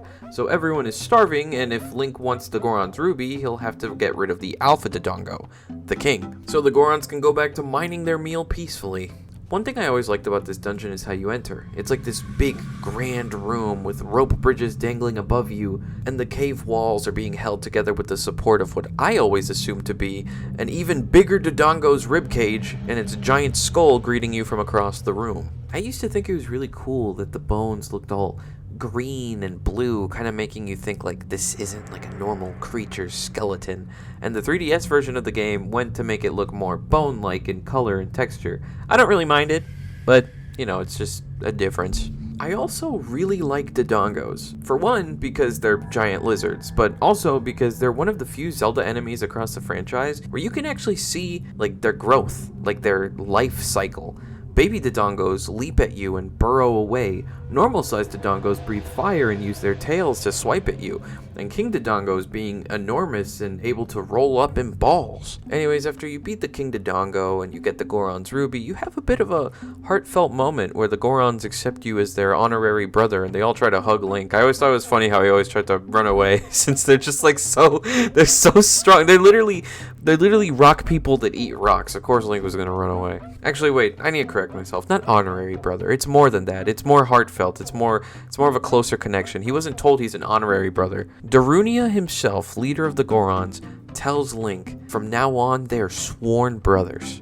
I'm being dead serious when I say back when I was a toddler, and this was long before my sister was born, this section of the game made me want to be brothers with a Goron. After this moment with the Gorons, Link also receives the ability to use magic from the Great Fairy at the top of the mountain, and he continues his journey by going eastward to Zora's River, a dangerous, winding river that a child can't really traverse through alone, so our short hero has to use the help of this poor little Cucco, and let me tell you, this was another thing that influenced me as a toddler. I genuinely believe it is because of this part of the game that when I visited the Dominican Republic when I was around 8 years old, I used to grab my grandma's chickens to try to jump from a hill to the roof of her little outdoor kitchen hut, which eventually led to a chicken shitting all over me. Hidden behind a waterfall at the source of the river is the entrance to Zora's domain. It should be noted that this is the first game in the franchise where the Zoras are friendly. Back in the other games, Zoras were usually hostile. They would peek their heads out from the water and shoot fireballs at Link.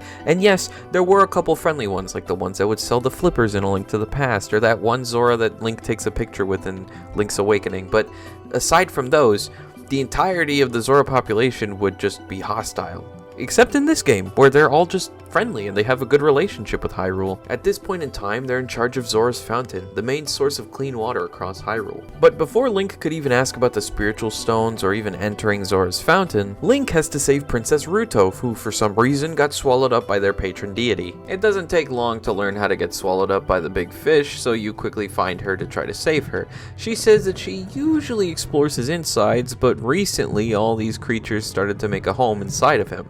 Link promises to get her out while the two of them search for the Zora Sapphire, since she had it in her possession before she got swallowed. And Link defeats the source of Jabu Jabu's bad tummy ache in the process. This massive jellyfish kind of brain looking thing. I never understood what it was meant to be. I just always assumed it was some sort of hive mind thing. I don't know. This boss, I've just never liked the way it's shaped, because it doesn't like click with me what I'm like actually looking at. While the Great Deku Tree gives Link the emerald out of necessity, and Darunia gives Link the Goron Ruby as a gift for their newfound brotherly bond, Ruto gives Link the Zora Sapphire by forcing him into an engagement. Apparently she's fallen in love with Link because of his heroic acts in trying to save her and all the stuff that happened inside of Jabu Jabu's belly. And the poor awkward kid doesn't even know what to do. I always thought this was a really cute scene because for Link, this is the first time he's ever experienced something like this, and he shows it. But that's all we get from this exchange. Because he's a silent protagonist, we don't really know what he's thinking or feeling. I would love to know what Link is thinking or feeling in this exact moment. I want to know, is he shy? Is he scared? Is he terrified? I always assumed he was scared and he wanted to run away because he was grossed out when I was a kid. Because when I was a kid, I thought he was like one of those people who's like, ew, cooties. I gave all of you the shortened version of the first 3 to 5 hours of the game. I feel like Kokiri Forest and the Great Deku Tree are great tutorial introductions to the game that I needed to emphasize the most. Its mechanics and introduction to the story in the game. However, even though you're set out on this journey to find the princess and the spiritual stones, sometimes during the early parts of the game it feels like you're still on the tutorial. But I don't mean that in a bad way. As the player, it makes you feel like the game has so much more in store, and similar to a child, it makes you feel like you want to do everything, but at the same time, you're just not able to because you're not old enough. Like Lon Lon Ranch, where Link can learn Epona's song, something that has no proper use when you learn it. There's also that mysterious broken stairway near Saria that leads to an unknown part of the forest. Kakariko Village having shops that just never open. Death Mountain Crater being a place that Link can partially explore, but it's just too hot for him to handle. Seeing the diving pool and the water temple in Lake Hylia, but not being able to dive deep enough to reach the bottom of either. Even Gerudo Valley, a place where Link is never directed to at all, aside from knowing Ganondorf is from there, just lets you approach the gate, but denies you entry. Just a little taste of more unknown things up ahead. It gets to a point where there's just nothing left for you aside from just some side collectibles, planting some magic beans, or trying to save a family that turned into spiders because they got cursed for their greed. But even then, you eventually reach the limit of what this young hero can do. His size, his age, his limited arsenal, they all get in the way of exploring further. I don't know if it was intentional to feel this way or not, but it makes me feel like, in a sense, you have to grow up in order to advance further. This feeling becomes stronger when Link tries to return to Zelda after retrieving all the spiritual stones, but instead of being greeted by a familiar sight, his nightmare from the start of the game comes true. Zelda throws the Ocarina of Time towards Link, just so Link can have the final key to open the door of time, and she believes that he is the last line of defense to protect the Triforce from Ganondorf by using what's on the other side of the door, the Master Sword, the Blade of Evil's Bane.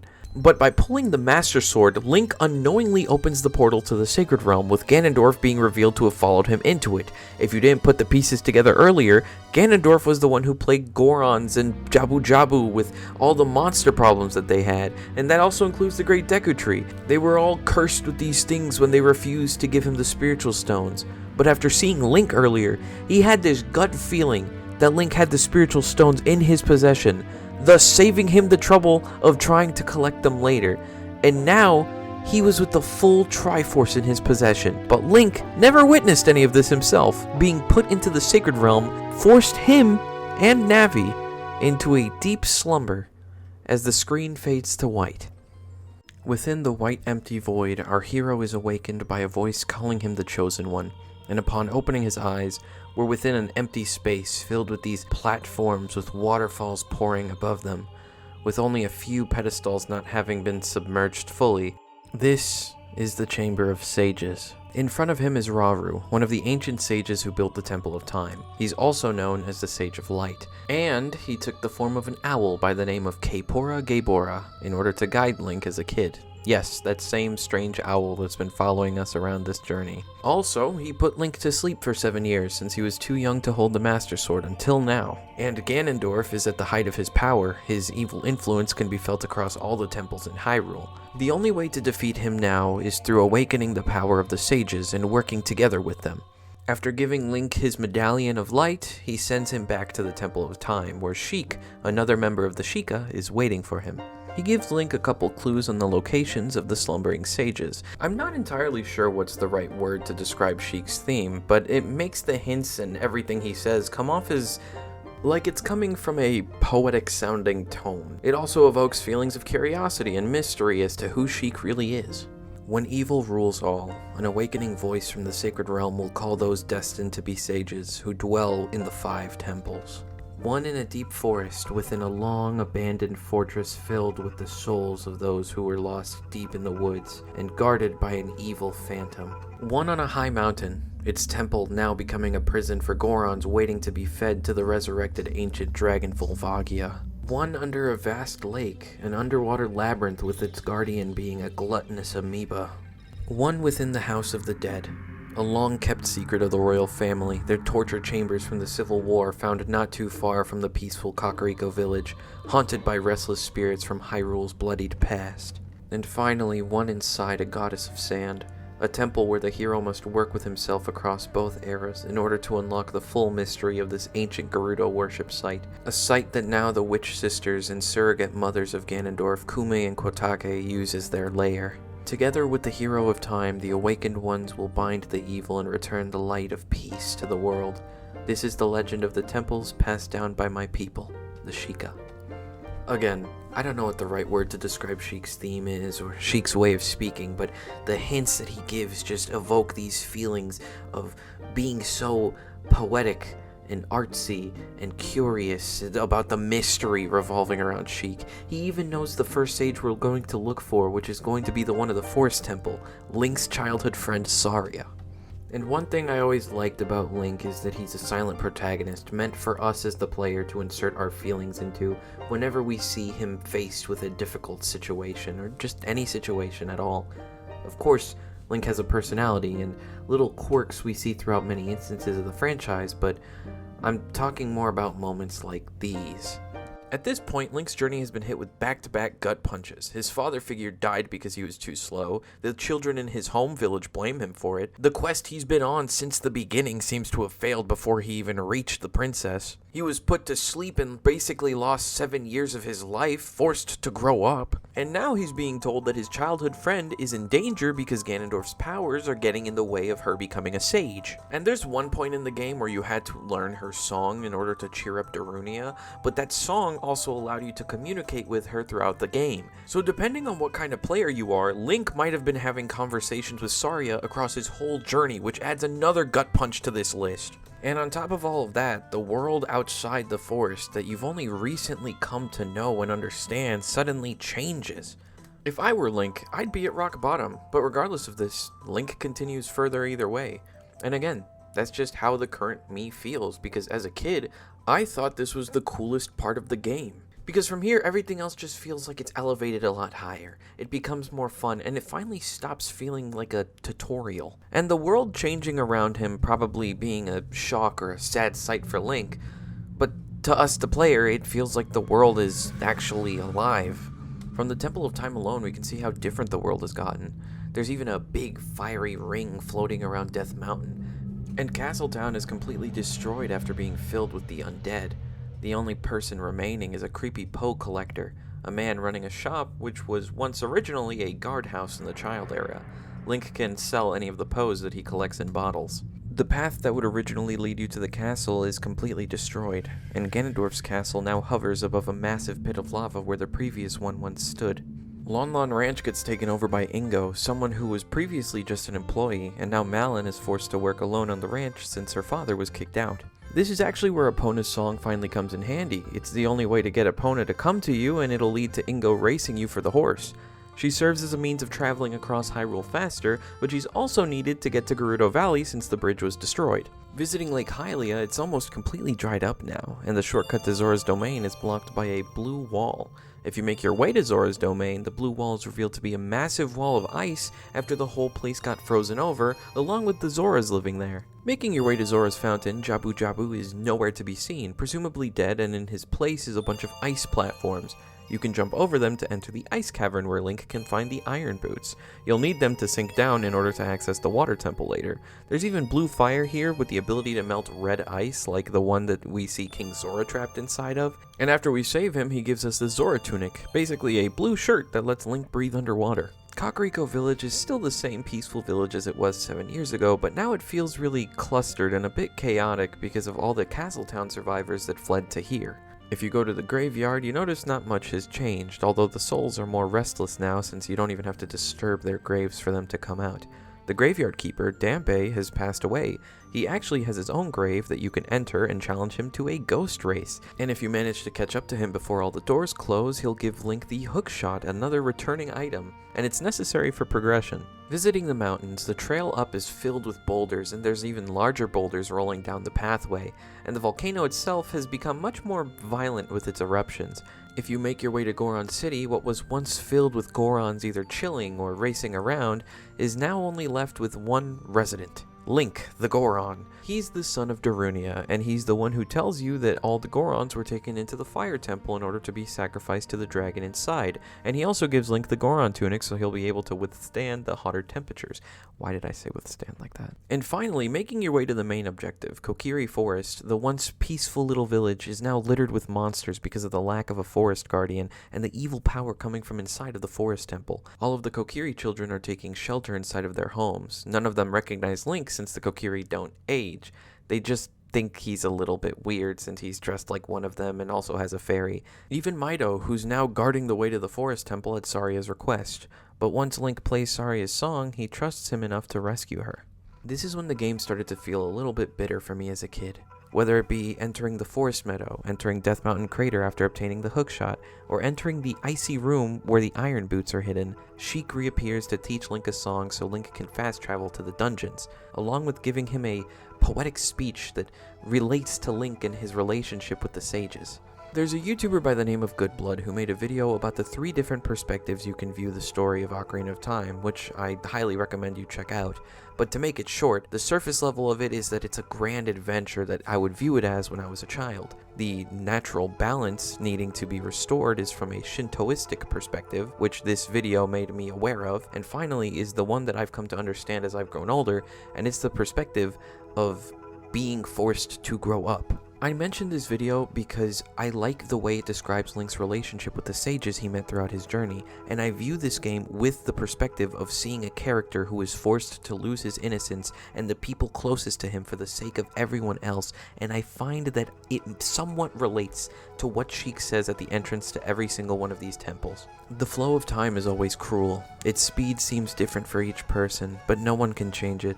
A thing that doesn't change with time is a memory of younger days. In order to come back here again, play the Minute of the Forest. When trying to look for Saria, Link's childhood friend and symbol of his innocence and his home from before he was forced onto this journey, is missing from her usual spot. It is something that grows over time, a true friendship, a feeling in the heart that becomes even stronger over time. The passion of friendship will soon blossom into a righteous power, and through it, you will know which way to go. This song is dedicated to the power of the heart. Listen to the Bolero of Fire. Darunia, being Link's sworn brother, is a representation of family, but Link only gets a brief moment to chat with him before he meets his demise. Time passes, people move. Like a river's flow, it never ends. A childish mind will turn to a noble ambition. Young love will become deep affection. The clear water's surface reflects growth.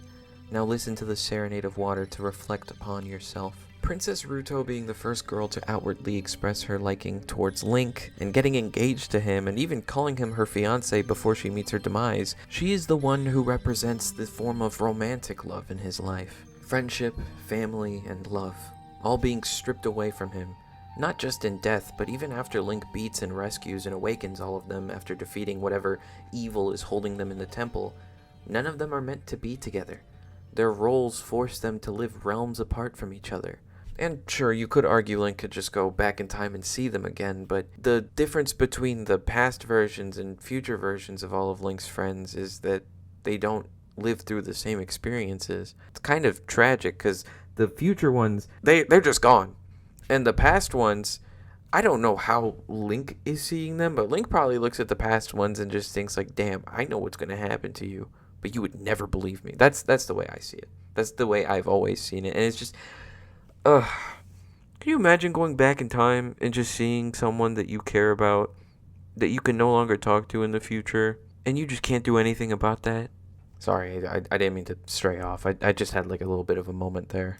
Alright, I know I've been talking a lot about the game itself at this point, but I think now's a good time I talk about the old guidebooks. If you watched any of my Mario videos or the Link to the Past episode, I briefly mentioned in each of those videos how much of an impact the art, descriptions, characters, locations, and lore of the guidebooks really hit me. But at the time, I actually couldn't find the guidebooks until after I made my Link to the Past video. Luckily, they were all together, but I didn't realize until I found them that my dad actually owned two Ocarina of Time guidebooks. One is official and the other one is by Prima. And again, they had the same effect on me as all the other guidebooks, assisting my imagination and filling in some gaps of the game's story and physical limitations that the game just couldn't do.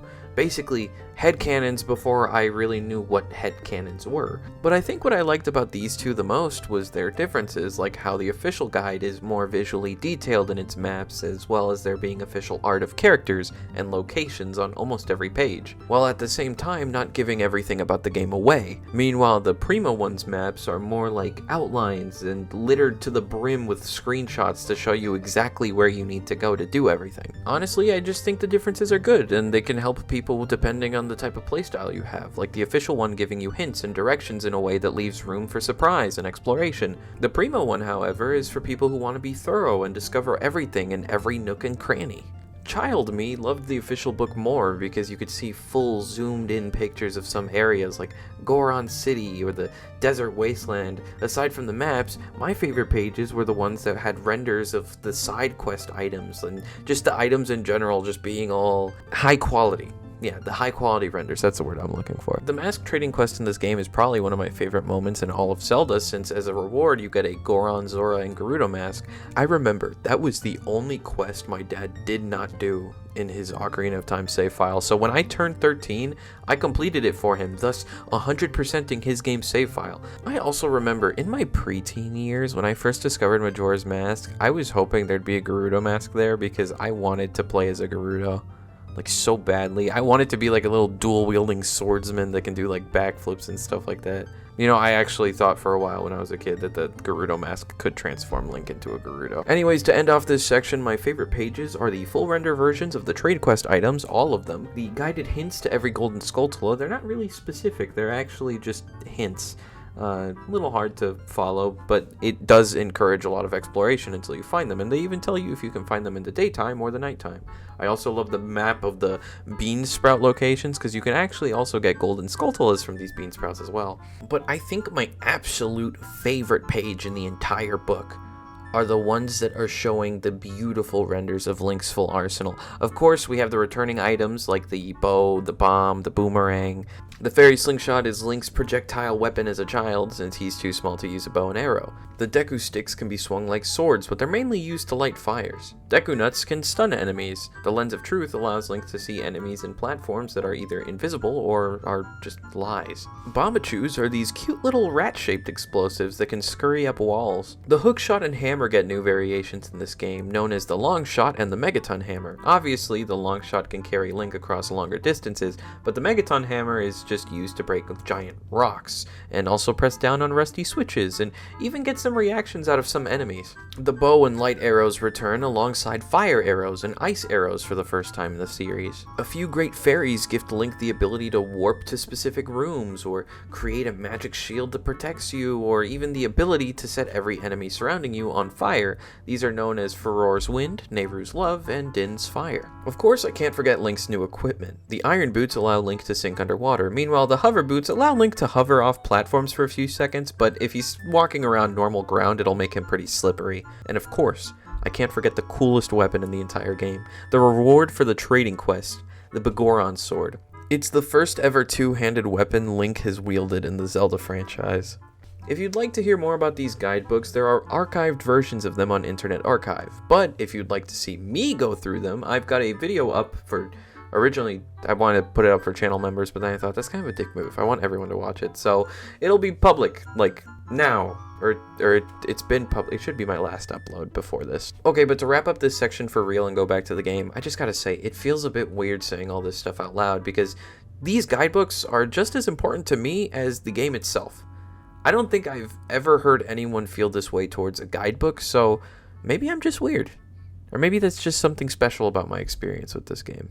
While the first act of Ocarina of Time had Link acknowledging friendship, gaining family, and experiencing a form of romantic love, the second act has Link losing the key people that represented those things in his life, and the third act shifts away from all those things completely. Going to Kakariko Village, Link is faced with having to destroy an evil spirit housed within the Shadow Temple. It's situated at the graveyard, right behind the royal family's tomb. But in order to access every inch of the temple, Link needs to find the Lens of Truth at the bottom of the well in Kakariko Village. If you're someone who's played other Zelda games that feature Kakariko Village, you're probably imagining it's just a little well with a cute cave inside. It's a torture chamber. The well was built on top of the house of a Sheikah man with the ability to see the truth. The Lens of Truth is probably made out of his eyes.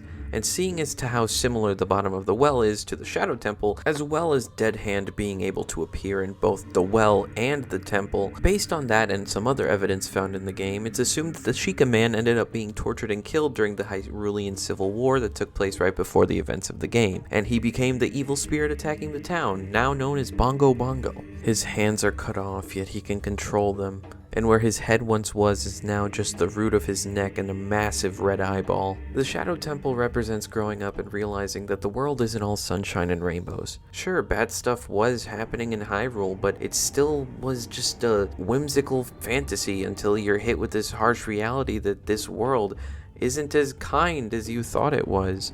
But in turn, I feel like this part of the game also evokes feelings of responsibility. Despite knowing all these ugly truths, you're still responsible for needing to do good and push further.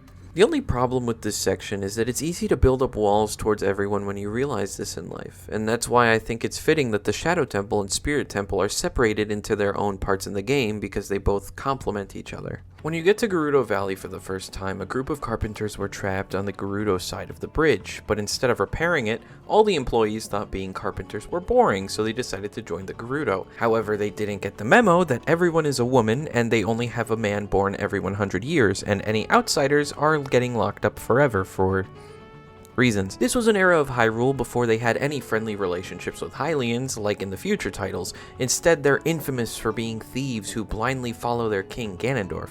And sure, when Link tries to free the carpenters, he'll either be caught and thrown in jail, or he'll have to fight one of the warriors. However, after saving the final carpenter, I remember my whole perception of the Gerudo being the enemy, just like Ganondorf, entirely crumbled. Like, yeah, they serve him and all, but because Link was good enough to fight off some of their strongest warriors, he is made an honorary member of the Gerudo tribe. And now they're all just chill with him. Later on, when we make our way to the Spirit Temple and learn it symbolizes harmony between the young self and old self coming together to beat this dungeon, which I honestly think is really cool, and I wish more of the dungeons in this game had sections like this where you have to utilize both links. But we meet Nabooru, second in command of the Gerudo tribe, and genuine Ganondorf hater. And if we're being completely honest here, although the Gerudo are loyal to Ganondorf because of their laws, they all love Nabooru a lot more for just being more reasonable and likable. So much so that Ganondorf's adoptive mothers saw her as a liability, so they kidnapped and brainwashed her, and as a way to trick the Gerudo that didn't like Ganondorf into listening to her, or listening to them through her. And later on, they even turn her into an iron knuckle. But don't worry about Nabooru. We defeat the witches, and then they fuse into an even taller one, and we defeat her. But honestly, this is probably one of my favorite boss fights in the whole game. I always loved elemental bosses in every video game I played, and I love the fact that, like, Link can absorb, like, their elemental attack through the mirror shield and then shoot it back at them once it's charged enough. And I especially liked how they promised to take revenge on Link and actually kept true to that threat when they returned in the Oracle games. But again, while the first act of Ocarina of Time had Link acknowledging friendship, gaining family, and experiencing a form of romantic love from the perspective of a child, the second act has Link losing the key people that represented that in his life, and became that in his life from the perspective of the same child, now a grown-up. And this third act shifts away from focusing on these kinds of connections and instead focuses on the responsibility and trust adults need to have. I mean, look at the sages you meet in this act, both originating from two sides of the main conflict. We have on one side Impa of the Sheikah tribe, responsible for taking care of Princess Zelda, and her tribe as a whole is responsible for taking care of the royal family and directly working under them. On the other hand, Nabooru, second in command of the Gerudo, doesn't like what her leader is doing and actively... I don't know if she's actively disobeying or not, I don't know if the game actually implies that, but from what I do know, she just outright doesn't trust him and doesn't like any of what he's doing. Maybe I'm reaching a little bit when I talk about this act revolving around responsibility and trust. Maybe it's responsibility and loyalty. I'm not entirely just... I don't know. It's hard to really put into words. I'm someone who feels more than I think when it comes to stuff like this. And all of this just culminates into the final arc of this act. Link returns to the Temple of Light and learns the reason why he's so important to the fate of Hyrule.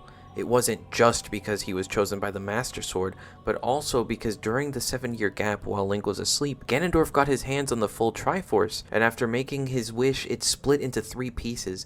And his true goal while Link was asleep was to look for the other 2 pieces and reclaim them. Because Ganondorf trusts in the use of power to have his foes submit to his will, his beliefs cause the Triforce of Power to stay with him. Meanwhile, the Triforce of Courage chooses someone who exemplifies bravery and courage. And the Triforce of Wisdom goes to the wise 7th Sage, the Sage of Time that leads the others. Then Sheik does this really sick-looking pose and the Triforce emanates from the back of his hand, and as a kid, I remember my jaw dropping at this revelation, seeing a character you spent a few moments in the game with being more important to the story than just a guide character, and ending up being a much bigger key part to the story overall was probably one of the first ever times I experienced a plot twist of this caliber. But not only that, but after the Triforce emanates in a blinding light, you realize you're hit with a double plot twist where Sheik is revealed to be Zelda in disguise this whole time. She's been disguised as a Sheikah all this time to hide from Ganondorf and his minions, revealing herself now because Link is at the height of his power.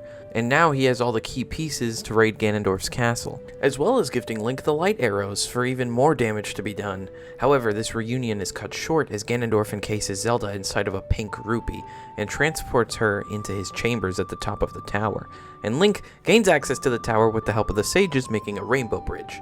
I said in my previous Zelda video how the final dungeons are usually tests of all the things the player has learned throughout the game, challenging you on every aspect of the game, but something about Ocarina of Time's way of doing it just makes it feel like a proper send-off, because rather than just being a test of everything, it's a test of everything while also keeping the theming of the different things that you went throughout the game, or the different places you went. You'll see. It's broken up into 6 different sections, each representing one of the sages. At the end of each of these sections is a barrier that represents one of their elements, and it's guarding Ganondorf's tower. It's actually really ironic that a villain that believes in absolute power has a massive tower that is guarded by a force field that is also being guarded by a massive outer wall that is also in turn guarded by a massive pit of lava that it floats above. It just makes Ganondorf look like a coward, and I find that really funny. I didn't notice that as a kid. It's something I notice now every time I replay. The spirit section plays into the times you have to move things like Armos to help you avoid spike traps, and use the hook shot in order to collect silver rupees or just things in hard to reach places. There's also the use of bomb chews to unlock doors, and even using a fire-based weapon to burn down cobwebs. We haven't even seen cobwebs since the first temple in the game, which again, like I said, this place calls back to practically everything that you've experienced in the game. Even more recent things like the use of the mirror shield in order to reflect light on these sun switches. Can you really call them switches? The shadow section reminds you to use the lens of truth in order to see hidden platforms, as well as giving you the golden gauntlet upgrades. They allow Link to progress further, but they also give Link the ability to move a giant boulder blocking the pathway to the final Great Fairy, one that grants Link a defense boost, and it's trapped right outside of the castle. The water section is pretty much just a mini ice cavern, blue fire and red ice included. The forest section relies heavily on the use of fans and the hover boots, which, if you didn't know, because I know I didn't mention earlier, but the forest sage and the water sage were originally supposed to be wind and ice. You can tell by just looking at their medallions. In an attempt to enter the light section, Link throws the giant rock at the barrier. That's not really relevant to what I'm talking about, but I like to assume that he's just trying to loosen the barrier a little bit too. The light section is much easier and shorter than any of the other sections, but it also brings back invisible chests, using songs to progress, and even having fake walls that you could walk through. And finally, the fire section is another silver rupee mission, but one that incorporates parts of the fire temple. After dispelling every elemental barrier, Link gains access to the central tower, and after fighting off hordes of enemies and reaching the top, finally confronts Ganondorf, who after the 7-year gap has grown much taller and has longer hair, and his eyes are like this piercing yellow now. And then he proceeds to say probably one of my favorite Ganondorf lines in the whole franchise. "These toys are far too much for you. Return them to me." And then proceeds to hit Link and Navi with a wave of darkness, which reminds me and everyone who played this game that the only reason we're allowed to even Z-target in this game is because it's Navi. We're not locking onto the enemy, we're locking onto Navi, and with her now not being able to get close enough to Ganondorf because of his evil energy, this is the only boss fight in the whole game where you cannot target an enemy, except for when you knock him down or stun him. So instead you just have to perfectly time each of your sword swings in a game of Dead Man's Volley, and once you've paralyzed Ganondorf with his own attack, you can stop him from flying and hovering around, and you use your light arrows to just knock him off and swing at him as much as you can, which eventually leads to him exerting all of his energy in one final attempt to take out Link and Zelda with him. But of course he fails, and by exerting all his energy, I mean making the entire tower crumble. But even after escaping the castle and it crumbling all on top of him, this man is intoxicated with malice, still stands and uses the Triforce of Power to become Ganon. I remember it used to give me chills seeing the name just stand alone, just the title, no subtext before it at all. One thing about this game is that it's the origin story of Ganon, along with a lot of the other things that happen in this franchise, but this right here is such an incredible moment to see in context of someone who played A Link to the Past before this game. This is the big reveal that you are seeing the events unfold that lead into the imprisoning war mentioned in that game. And on top of all of that, he just goes and swats away Link's sword before the battle even starts. So if you didn't get the Bagoron sword earlier in the game, you have to use the Megaton Hammer and the light arrows or whatever weapons you have at your disposal that can damage him at all. But once you finally manage to knock him down, Link retrieves the Master Sword and with the help of Princess Zelda and the sages, finish off Ganon for good. With a couple slashes to the face and one big stab, the sages seal him away in a place that the Japanese version calls Beyond the Land of the Dead. And with that, we see Ganondorf one final time, vowing to kill all the future descendants of Link, Zelda, and the sages. Meanwhile, Link and Zelda, although only just reunited, have to say their goodbyes. She feels bad about everything that Link went through, all because of her, regretting the choices that she made when she was younger. Her plan to stop Ganondorf led to him losing his childhood and forcing him to grow up, and with the use of the Ocarina of Time, she sends Link back in time, to before they ever met, so that Link, now having lived through all these events, can warn Princess Zelda and the royal family of everything that's to come. And this time around, he'll be taken seriously now that he has the sign of the Triforce of Courage on the back of his hand. Link arrives back to his home timeline facing the Master Sword on the day he met Zelda, and Navi, fulfilling her quest given to her by the Great Deku Tree of guiding Link to bring justice and order to Hyrule, leaves Link. Many theorize why Navi left, or that Navi's dead, but that doesn't matter. What does matter is that she's fulfilled her role, and this moment isn't just one of Link losing his closest friend, but also the last thread of his childhood is finally gone. And the game closes with its final scene of Link and Zelda meeting for the first time, but this time around, things take a different turn. This final act is quite possibly one of my favorite moments in the franchise because this eventually leads into a whole legacy of heroes and people impacted by the events that took place in this game across 3 different timelines. Some people may hate the use of time travel and the whole notion of the use of a multiverse in fiction, but it's because of this game, and the games that followed after, that I love media that uses these tropes. In Wind Waker, the next 3D Zelda, it takes place in the future timeline where Link defeats Ganon, but Ganon escaped his imprisonment by the gods, and then they decided that after all he did during the events of Ocarina of Time, the best solution was to just submerge Hyrule under a massive ocean.